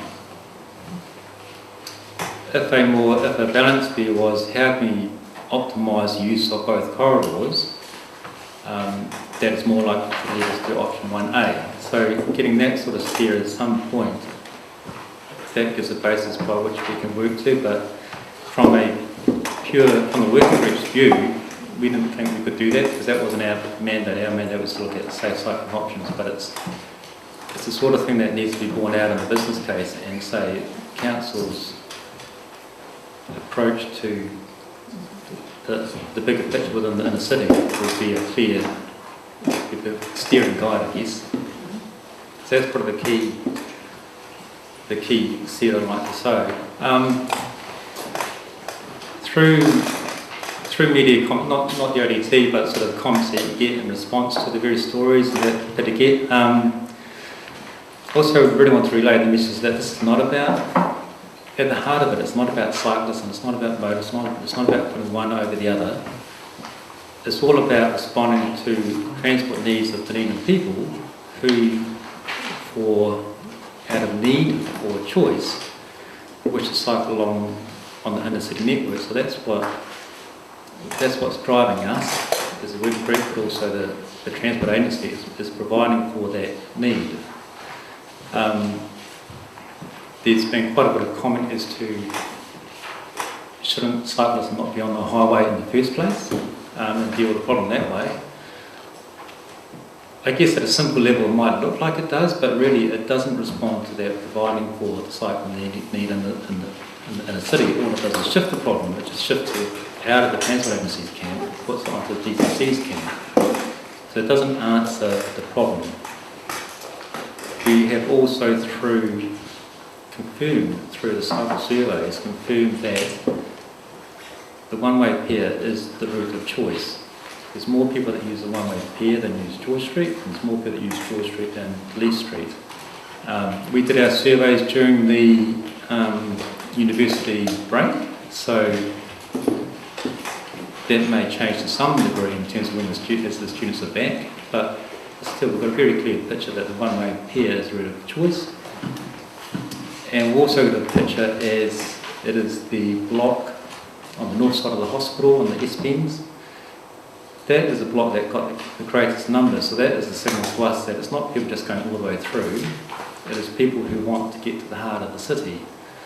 And that is why, in looking at Lee Street, for example, as an alternative, while that is a very valid route in its own right and necessary route, it's not going to answer the problems. Likewise with George Street. And if we look back to where we were 15 years ago when we didn't have any cycle lanes,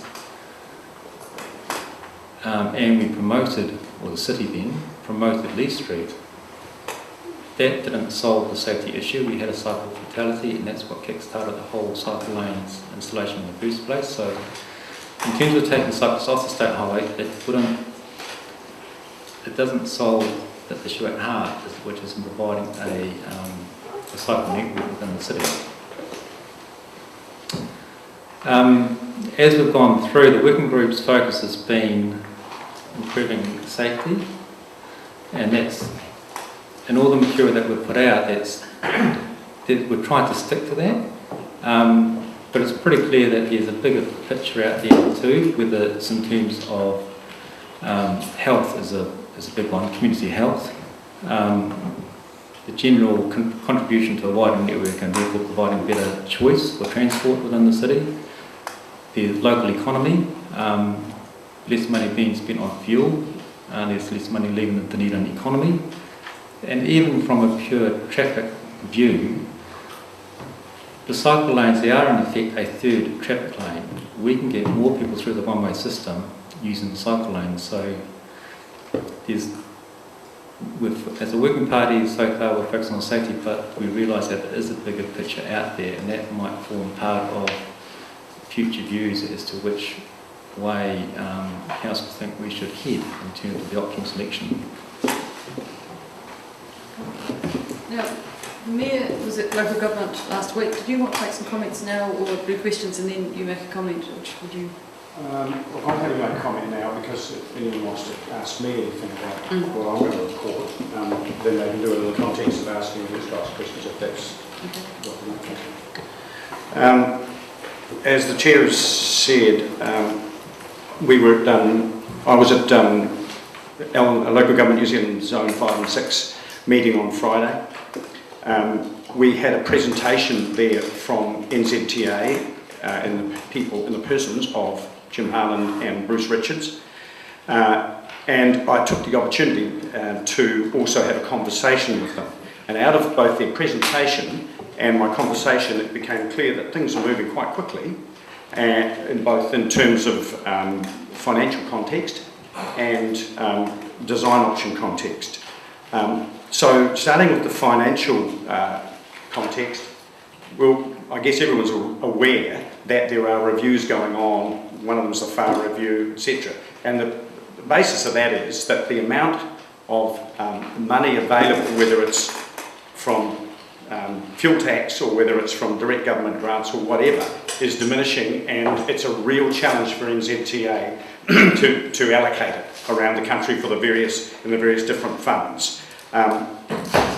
The other context is that there's also constraint on local councils around the country, which has had the ironic effect of NZTA actually holding some funds that they now that they didn't know they would be holding at this point. And that is because some councils have been unable to pick up on their claim on NZTA funds because they didn't have the wherewithal to contribute their part. So we've got the ironic situation where, as it turns out, probably in the relatively short term, NZTA is in some areas a bit flush. And so they, and I use that term advisedly, they've got some money available, and they indicated that in the Dunedin context, they weren't making any promises, but the funds to which we would apply for both the one-way pair cycle lanes and the Port Chalmers shared path are there. They're there to be applied to and for now. And they also said that that is not a situation that is going to prevail necessarily for very long. So my conclusion from that is that since we're on a journey here and we're doing the suit, we need to maintain the momentum of this. Rule number one with NZTA is grab the money when it's there, to a fair extent. Insofar as the design options are concerned, I had some conversations with them about those as well, and we talked about these, and this is another reason why I think we need to pursue the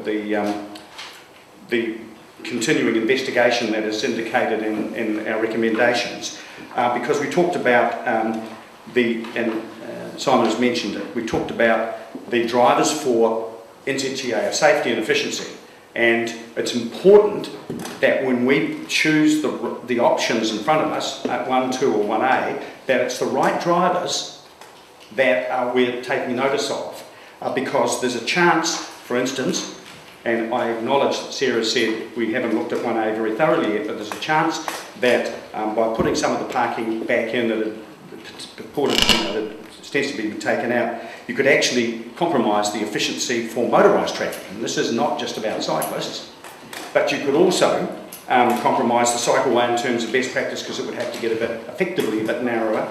So I think that really puts the focus on us as a council to look at the mitigation measures for parking, because that is the area that we are responsible for in the main. I really appreciate the way that NZTA in their discussions have taken note of concern around that. Nonetheless, ultimately, it's our responsibility. So, the other context for me in this is, about 3 years ago, this council, the previous council, after a death, said to NZTA, please come up with some measures, short-term and long-term. We followed that up, or I followed it up only about 6 months ago with a letter saying, we know this thing's been going on, but please keep the momentum up here. We're now in a situation, I think, where we are in a position to move it. We don't want to be the ones that are holding it up, particularly in terms of the financial context. So there's every reason to maintain the momentum on this, and to that end I'm happy, Madam Chair, to move when it's appropriate, because I have some amendments which I think will address the need to maintain the momentum. Thank you. Councillor Zeta, I know is going to leave early, so you might want to have your say now. Just following on from that, Simon, in the recommendations it seems that progress could depend on the business case and the cost. I mean, is that significant? I mean, I would have thought the costs would be found somewhere. What are those costs for the business case? Do you know? Through the chair. As we jump on the project development cycle, there are processes that I just have to follow through. Yeah. And while we are motivated to work through those processes, I can't guarantee what they will be. Our next step is on Thursday at the Regional Transport Council meeting. They need to give it a tick to, so we can put it into the Regional Land Transport Program. Only then can it be considered as the National Land Transport Program. We then apply for the money.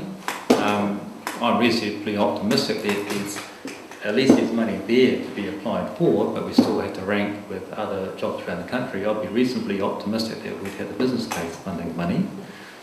My estimate for that is actually $125,000.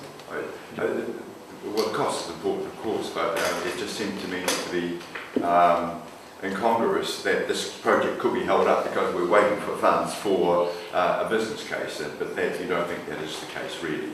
You're confident the money is there, and if it wasn't there, I think that we would have to find it. I think we are spending our time usefully, but I can't make promises I can't deliver on here. Thank you. Any other questions of staff or Simon? I've got a couple. Just to clarify what, and I can't remember it was here or what Simon said in relation to the working group's preferred technical option. On the covering sheet of the report, it indicates that the working group's preferred technical option is option 1 or 1A, but I think what I heard from, was it you, Simon, was that the working group's technical preferred option is option 1. Yeah, through the chair, there's option 1, because when we started out on our consultation we had option 1 and option 2. We didn't want to convey a preference then publicly because we wanted to see what the public had to say. So we didn't want to steer it. But I wouldn't be too quick to dismiss option 1A either. I think that is an option that does need to be properly considered. It was something that we've put together very quickly. That they are very similar. That option 1A applies different cross sections on sections of 7 blocks out of 20 plus 20. So it is not a whole of route change. We have picked blocks where we think it's most appropriate to include parking and excluded blocks where we think it's not appropriate, particularly around accesses or high use footpaths. So I'd be wary about not trying to draw a line now between option 1 and option 1A. So I guess what I'm seeking clarity on is the working group, which we asked you guys to put together at the beginning of the process. The indication in this overview is that the preferred technical option is option 1 or option 1A. But what I'm seeking clarity on is, not what NZTA's opinion on is, but what the working group's opinion is. Because I just heard 2 different things. I heard 1, and I am reading 1 or 1A. I'm in a difficult spot, so I wear 2 hats. In the working group hat, option 1 was a preferred option. Thank you. When I put on my project management hat on and think about how technical options commonly need to be adapted to a wider community need, option 1A is in there too. So I guess the other, two other questions.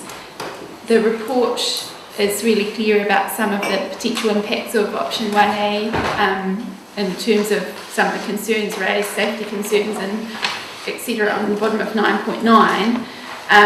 It doesn't, however, specifically highlight the lack of consistency that option 1A would result in terms of width of the cycleway. So I assume that in the areas where 1A wasn't being implemented, it would go back out to a 2.6 metre carriageway for cyclists, and then it would reduce back in, and then it would go back out again. So I have 2 questions. The first question is, width will reduce in 1A areas, effective width for cyclists from 2.6 to 1.6, and consistency will be impacted on. Is this of concern to the working group in the context of best practice from elsewhere? In terms of the working group, it's a bit hard for me to say because prior to consultation that would have included spokes. Since consultation commenced, spokes were a submitter. We haven't involved spokes in the decision-making side of things, and as we go forward we will need to reframe how we're going to work together. We haven't sort of got to that point yet. And it also highlights that while we know the direction that we want to head to achieve a separated cycle lane on the one-way system in some form, all I can be absolutely guarantee you on is that it will change. It will be different to what we were now in consultation on.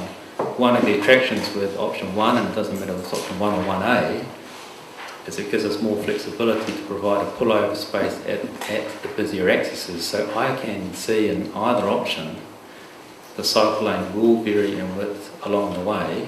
1.6 is perfectly fine for cycling along, need wider for passing. It will be a case of working with it so that we provide a mix of both, but I don't think that the inconsistency in width will be a big issue. I'd be looking more for opportunity to utilise the shoulder width they've got either for parking or for pullover areas. I mean, it changes out the intersections group, is that, for example, at each intersection it narrows down to 1.6 regardless as to what goes on beforehand. It is still more space than what the existing cycle lane is in real terms, because the existing cycle lanes at 2.4, they include theoretical buffers between the parked cars and the traffic lane.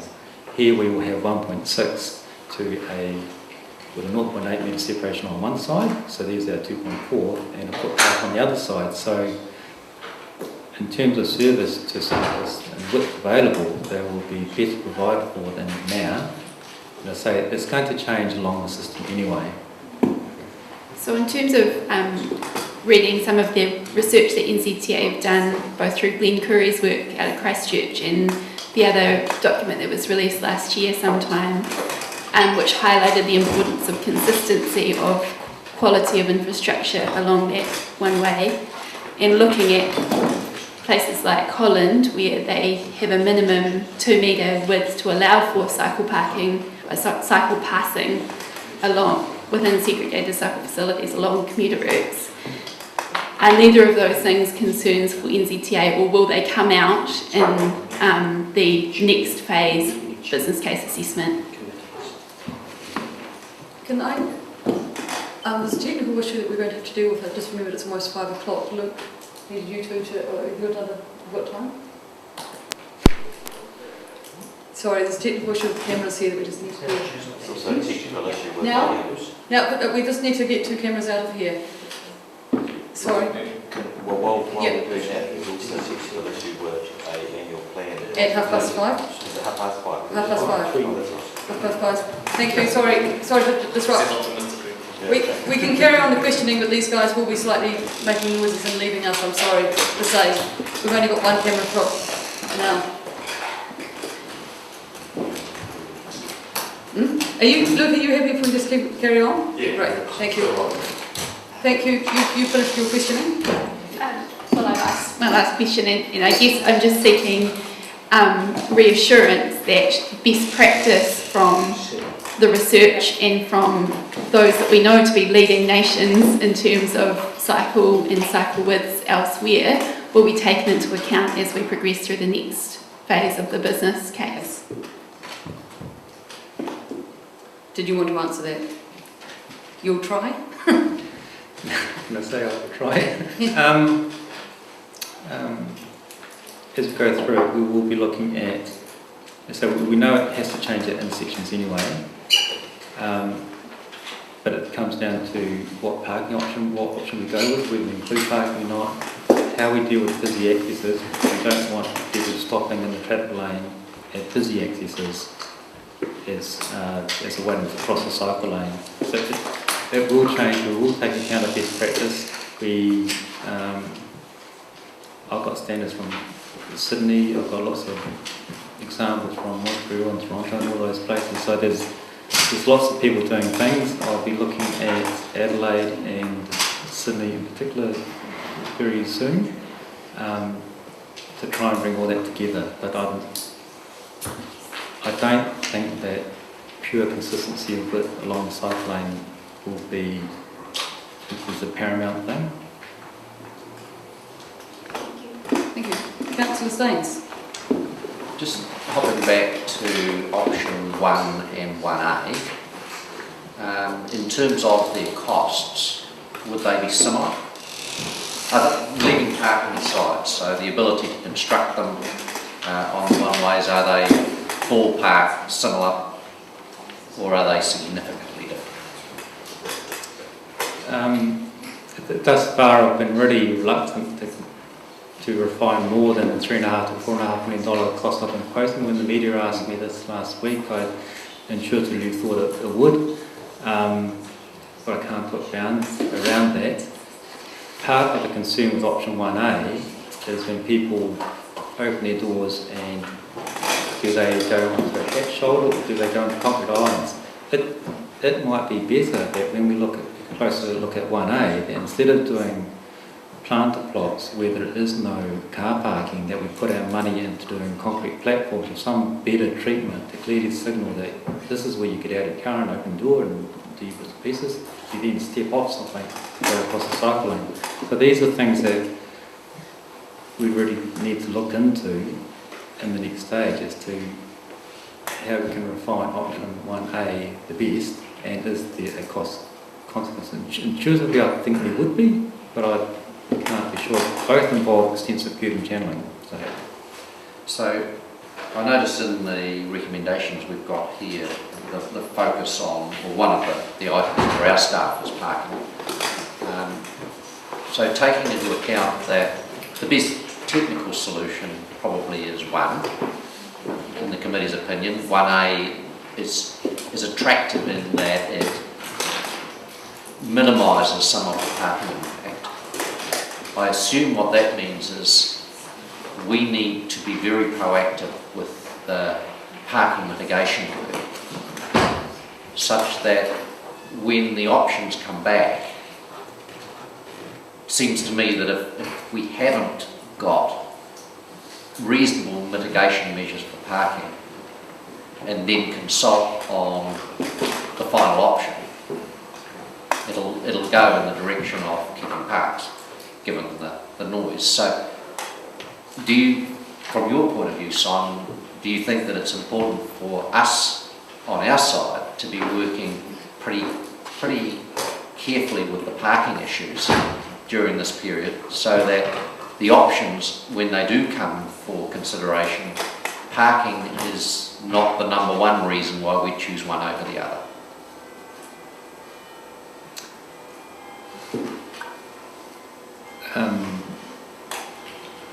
I actually think it will be a key reason why one option is preferred over the other, and I can see that council will want to know what it's going to get. But I would hope that early on we'll get a direction that no, we either want to maximise parking, or no, we want to do the best we possibly can for cycling, or say no, we want to see the 21. We've only got 20 metres to play with in the city on a typical road reserve. We want to make sure that we get the best use of that 20 metres as we can. So that the reason for my question is that I think this is not something you're going to do again easily. So in choosing the option, we need to be trying to make sure that where we can get mitigation, such that it reduces the concerns of those people affected who are other than cyclists potentially, that we mitigate that to a level where the choices that people are making, they're able to put more emphasis on the long-term outcome and desirability than just on the fact that it's affecting my business or it's affecting businesses. I'll just add that if this project does get the funding that Simon's talked about for the next stage, then the idea is that we will develop a draft parking plan which will be in detail, a detailed draft parking plan, and we'll do that in consultation with the businesses. And I guess for some businesses that will make them feel more comfortable about the proposal, but I anticipate that for some businesses it might not, and that may only be a small handful. And I guess that's why Simon's point about that it would be useful to get a steer from the councillors as to, do you want the best option for cycling, or do you want a kind of maybe one that is a little bit more of a compromise option where some of the parking is retained? But that's the question I've got probably of you, Sarah, in that if we announce that our preferred option is option 1, but we could do 1A, and we don't have any mitigation measures for parking. The front page of the paper is going to probably be covered with objections over the loss of parking. So I'm just raising this by asking these questions. You know, I think if we want the best option for us, there are some things that we need to be proactive about in order to minimise the very clear smelly herring that's going to be dragged across all of this in terms of the general public. So my questions are really around, you know, I see there is a resolution here to develop a draft parking plan. I just want to know whether we are going to focus reasonably significant effort in that area while we are finalising the options, rather than finalising the options, saying this is the one we prefer, and then finding that we've got a huge backlash through people who don't understand what the parking mitigation might be.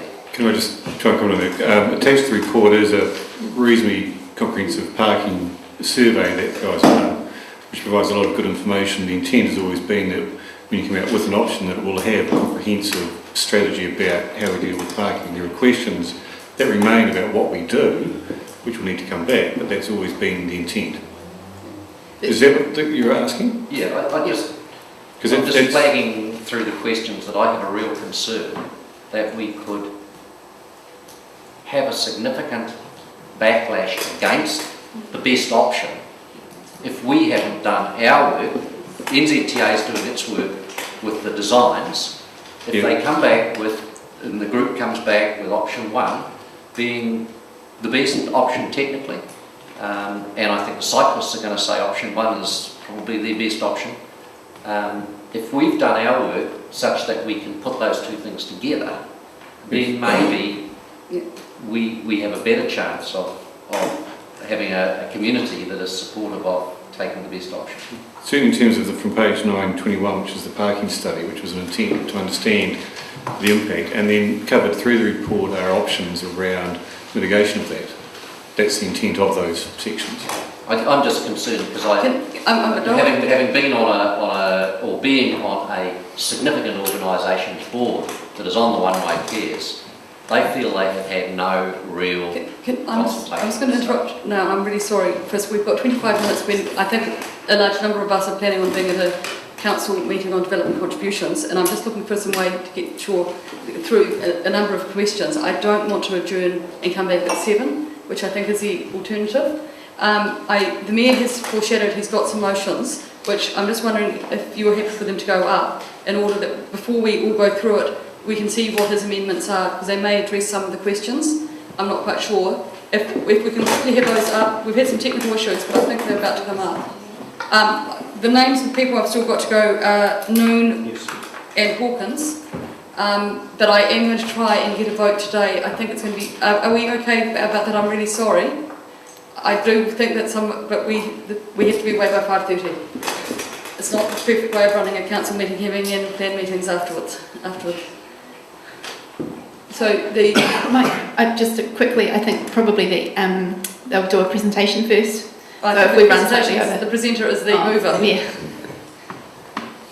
That's the issue. Okay, do you want to quickly go through what you intend to do here, which may allay some of the fears that have been talked about so far? Is this replacement for the current agencies that we No, can I? No. Of the recommendations, there's 4 on the order paper, okay? The only change to 1 is that the top line, and that's not up there, that's only 3. So if you're looking at the order paper, on page 9.2, the only change to recommendation 1 is that we put transportation in front of council staff, just to note that what's been done so far has been done with transportation staff. On the note that the Transport Agency working with Transportation Council staff. Recommendation 2 stays the same, and what you've got on the wall is the amendments, the suggested amendments to recommendation 3, and they are that there's a new A, which is in order to, and this goes back to my point about maintaining momentum on this, that a working party the preface is the same. So now I'm talking about A new A working party to progress the development of the business case will be constituted, comprising the Mayor, the Chair and Deputy Chair of the relevant committees, and there they are, and DCC Transportation and Urban Design staff, stakeholders and NZTA representatives to develop a mitigation plan with affected businesses and key stakeholders. So basically this is addressing Councillor Staines' point that if we don't do our bit and address these concerns, we will be potentially making the decision between the options on the wrong basis. We've got to get some choices here. Then that means that the B on your order paper disappears. No, sorry. It does. The A on the order paper becomes B. B disappears, and C is rewritten up there. Council may need to provide funding of up to $350,000 in the 2015-16 annual plan for possible mitigation solutions associated with any of the options. And there was one other change on 3, what will be B. I note there, rather than put a date on it, I've just said further work will be done on refining options and confirming costs to be reported back to the committee as soon as possible. Okay, Councillor Benson Pope has offered to second that in order that it stays up there. That just gives us some food for thought. There are some people still wanting to talk and ask questions. They are at the moment Noon, Hawkins and Benson Pope. Are we still in questions? It has been moved, so we have questions and discussion, but we are, if we're going to get to resolution today, we've got a quarter of an hour. I've got an hour. If we're out of questions, I'll on. Okay, yeah, okay. Okay. Please be Noon. Look, I support the Mayor's move up there. I just have 2 questions about funding. With regards to the business case, it's a question for Simon. Is that funding secured locally? So in other words, the decisions made locally, providing we get it into the Regional Land Transport program. Is that decision for that funding being made locally or not? Through the Chair, it is endorsed locally, it is approved nationally. Okay, so the final decision is made in Wellington? By the board? Yes, not by the board, but a group in Wellington. Okay, and so does the same apply also for the capital works? That's correct. Okay, thank you. Councillor Hawkins? Just quickly, and I just want to, I would hate for us to fall into the trap of seeing option 1 as the cycling friendly option and option 2 as the business friendly option just because of car parking. And I think it's important that any work we do around draft parking plans or otherwise takes into account and seeking assurance from staff here, not just the real or perceived negative impacts on businesses from changes to our parking arrangements, but also the potential economic benefits to them as evidenced by international examples where bike friendliness has seen a dramatic upswing in retail takings, for example. So that's, I guess, a question. Can I get an assurance that the potential positive economic impacts of a loss of parking due to cycling infrastructure be considered in this work?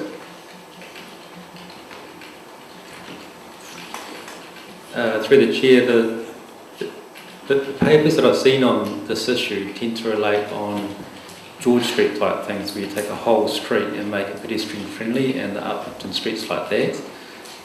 I haven't found papers or anything reliable which says the economic impact of removing a specific car park or street car parks. In terms of immediately adjacent businesses, it has a big impact. In terms of the area wide, it probably has a very little impact.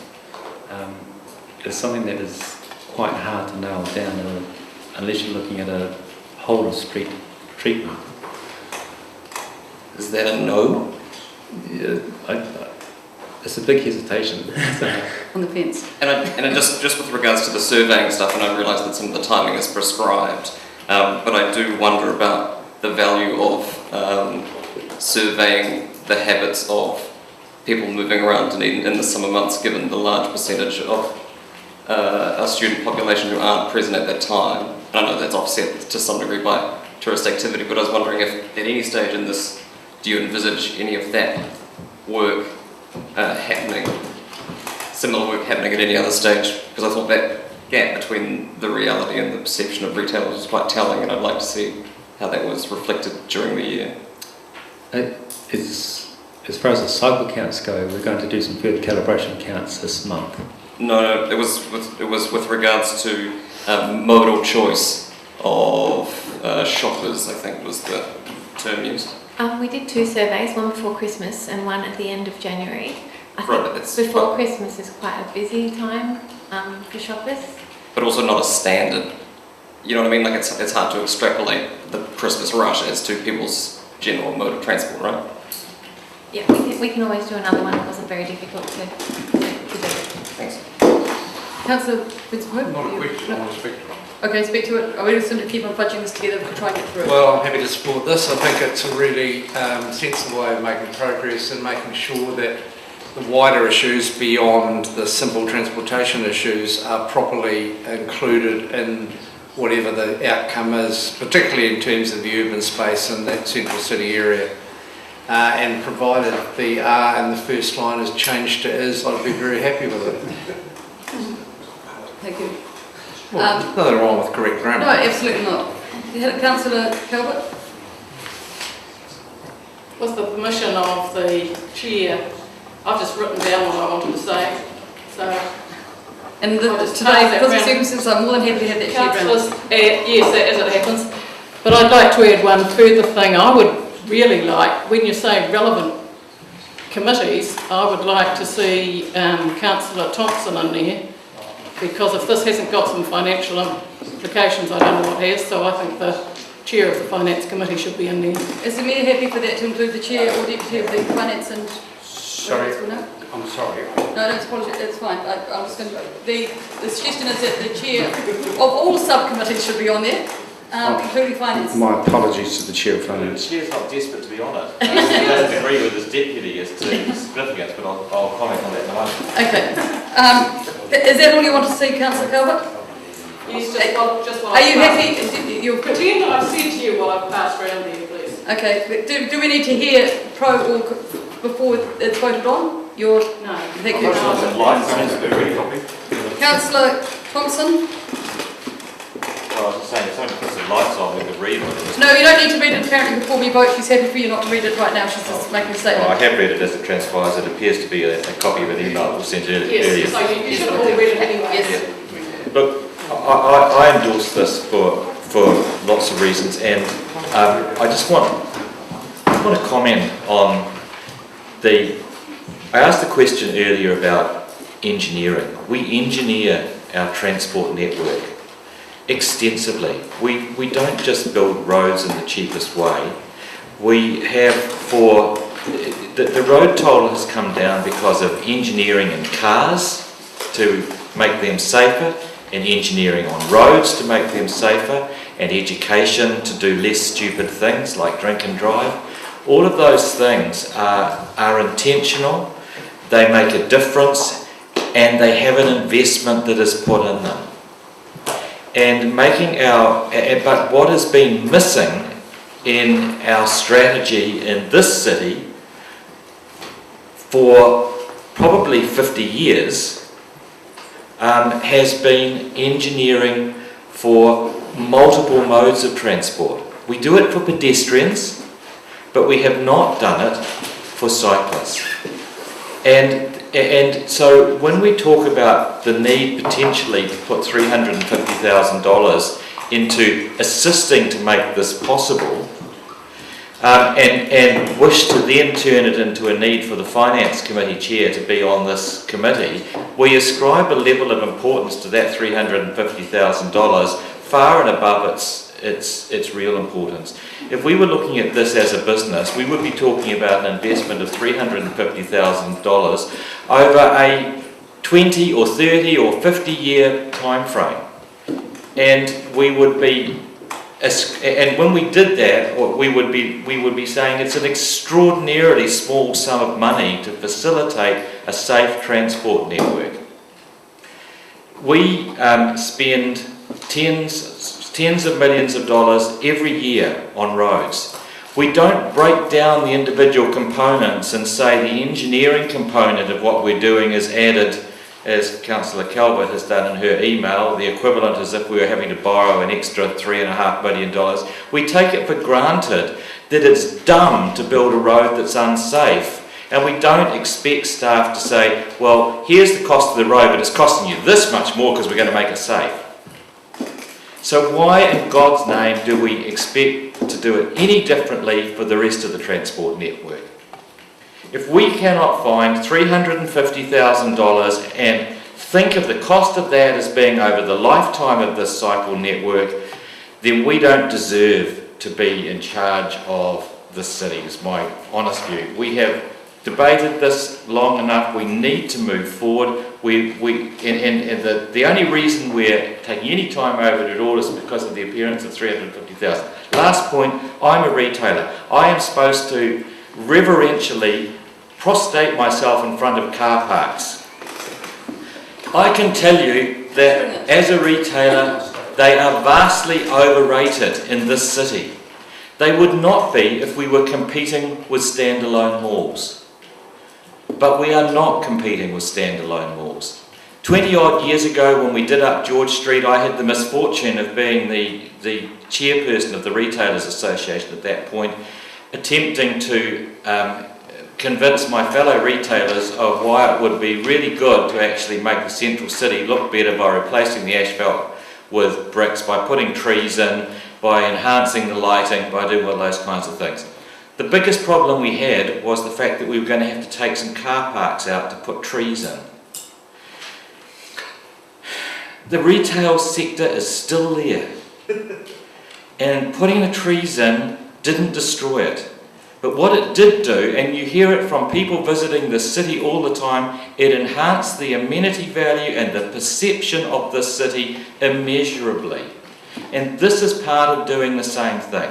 So let's just bloody well do it and get on with it. And I don't need to be on that working party because that's about designing bike lanes and I don't know bugger all about them. Can I just clarify that my comment was not about the 350,000 there, it was about the loss of car parks income. It was not about that 350,000. I've got no objection to that. Well, I'm not sure where your 350 came about car parks, but Councillor McTavish, and then we're going to... Yeah, look, I've also circulated last night the email articulating my concerns, and I have deep concerns with proposed option 1A from a freight efficiency perspective, from a cyclist user perspective, and from the perspective that I'm not sure that we've even quantified what the problem is that we're trying to fix. So I look forward to those issues being teased out in the next phase, and this resolution passes, I guess. I might be on that working party, so it'll be up to me. But Simon asked it, and I want to address the issue of NZTA wanting a steer from Council on what our strategic priorities are. And can I just endorse and highlight that we have an integrated transport strategy that clearly articulates what our concerns are around our transport network. It clearly articulates the direction that we want to head. It clearly states that we want to provide safe cycle options which cater for fairly significant growth in that particular mode over the next 30 years.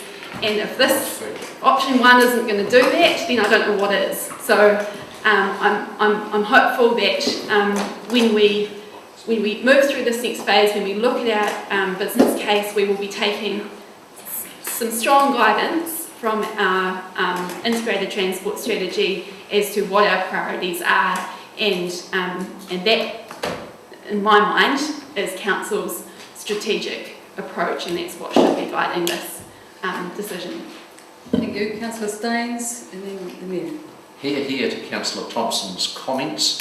This city has a fascination with car parks, and being the councillor who's been sort of unofficially charged with sorting out issues where we're taking a car park away, I can tell you it's really emotive. And it doesn't make sense. But I think these new resolutions do highlight the fact that we need to think about it, because it is a perception. And it is only a perception. But it's a perception that could derail a great decision. By putting in separated cycle lanes in the city, what we do is change the perception of our city. If we want to be considered a great small city in world terms, we need to do this stuff. It's when people go and research this city, what they're looking for is a livable city. This makes it livable. It makes it more attractive. And it will pay back well more than $350,000 over the life of these cycle lanes. And I agree. The dollars aren't the important part here right now. Let's just be sure, though, that we don't irritate the beehive in such a way that we end up being forced politically to run for cover. I'm just going to quickly, before the Mayor has his right to reply, what I like about this is we're not looking just at parking as mitigation. We can look with the urban design for some other mitigation, which I think is really key, because parking, oddly enough, is not the only solution. And I think if anyone who had a chance to see Sky, who was a next Dunedin girl who now works in New York City, showing some of that stuff in a presentation earlier this year, it just excited me. And it's again one of those things we do really well telling us what the story is, but not the public, so they can engage in it. The other comment I make is that I understand one potential stakeholder or affected party here actually really looks forward to seeing how they can turn the space around, and it isn't about the necessary car parking for them. So there are people that are learning that lesson, and I'm really excited to see where we can go. I think because of the political nature and because of what you said, Simon, that having a number of councillors on this working party, although it may be very tiresome for you, will get us through that hurdle of politics much quicker and more seamlessly, rather than you having to come and sit before having time with us around the table. So that may resolve some of those issues. That's why I'm going to support this. Mayor, you're right to reply. We have 7 minutes. I don't think I'll need that. A good amount of what I might have said has been said around the table. There is, reading the report and reading the surveys and the feedback, there is good support across the community for this. I had a conversation with a board member of AA who explained to me that he was surprised, well, they were surprised to learn that their members, the AA members, actually spent more time cycling than they did motoring. And I think that was a revelation to them, hence the 73% support we got across that sector. The only fly in this ointment, as has been pointed out, is the parking. I have a view that parking isn't a God-given right on thoroughfares. Thoroughfares are for moving things along, whether they be freight or pedestrians or cyclists or whatever they are. It is nuts to say this is a thoroughfare, we want it to work really efficiently, but we must park on it as well. That is dumb, actually. So, but nonetheless, it's a concern, and I think that it's our problem, it's council's problem primarily, it's not NZTA's problem, because their concern is the safety and efficiency of the road, and that's why we need to get a mitigation plan in place for the reasons outlined by Councillor Staines. Now, it has been pointed out to me that this is a little bit ambiguous, and I am going to suggest that we could change the wording ever so slightly to make it clearer. We've basically split up the two purposes. In 3A, we've split up the two purposes. One is to progress the development of the business case, and the other is to develop a mitigation plan. And as long as those two purposes and they're mutually reinforcing is understood, we can leave it. But it has been pointed out to me that maybe it would be better to say a working party will be constituted, comprising blah, blah, blah, to progress the development of the business case and develop a mitigation plan with affected businesses and key stakeholders. Thank you, Councillor Noon, for pointing that out. If everyone's happy with that, it's just a clearer statement of purpose. Okay, can I just have some clarification? Thank you very much, Your Worship. Clarification on Finance Chair. He has said he doesn't want to be part of it. Those that want to include it, can we just do that as a show of hands or as an amendment? If there is a contribution that Finance needs to make, then put that to us, but I don't think we need to be there through that whole process. Can I point out that the way I worded it was the relevant committees, and it's a matter of whether the Finance Committee is relevant to this or not. Yeah, okay. So if you're happy to leave it like that, I'm now... I don't believe it is. Yeah, so if it's not relevant for you... I agree. Okay, I'm going to put the motion. All in favour, please say aye. Aye. Against? Carried. Thank you very much. Unanimous, sorry, I think, but I'm going to contest that. There's one item for notification under the Chair. The first one is Mr Thompson has asked for delegations on road naming. I have noted that. Leave is he might want to have one, but he's not. And as I was going to you earlier, following on from the fine speeches about the beauty of the city, I'd like you to give us a report next time, please, about the current cleaning regime in George Street. You have asked me a number of times. And the paved area and options for increasing levels of performance. And I will do that as soon, because the next penny, I hope we're going to get codes. Don't keep asking. Thank you all for your attendance, Simon and Sarah and Kylie. Thank you very much for all your contributions to that. Fantastic project.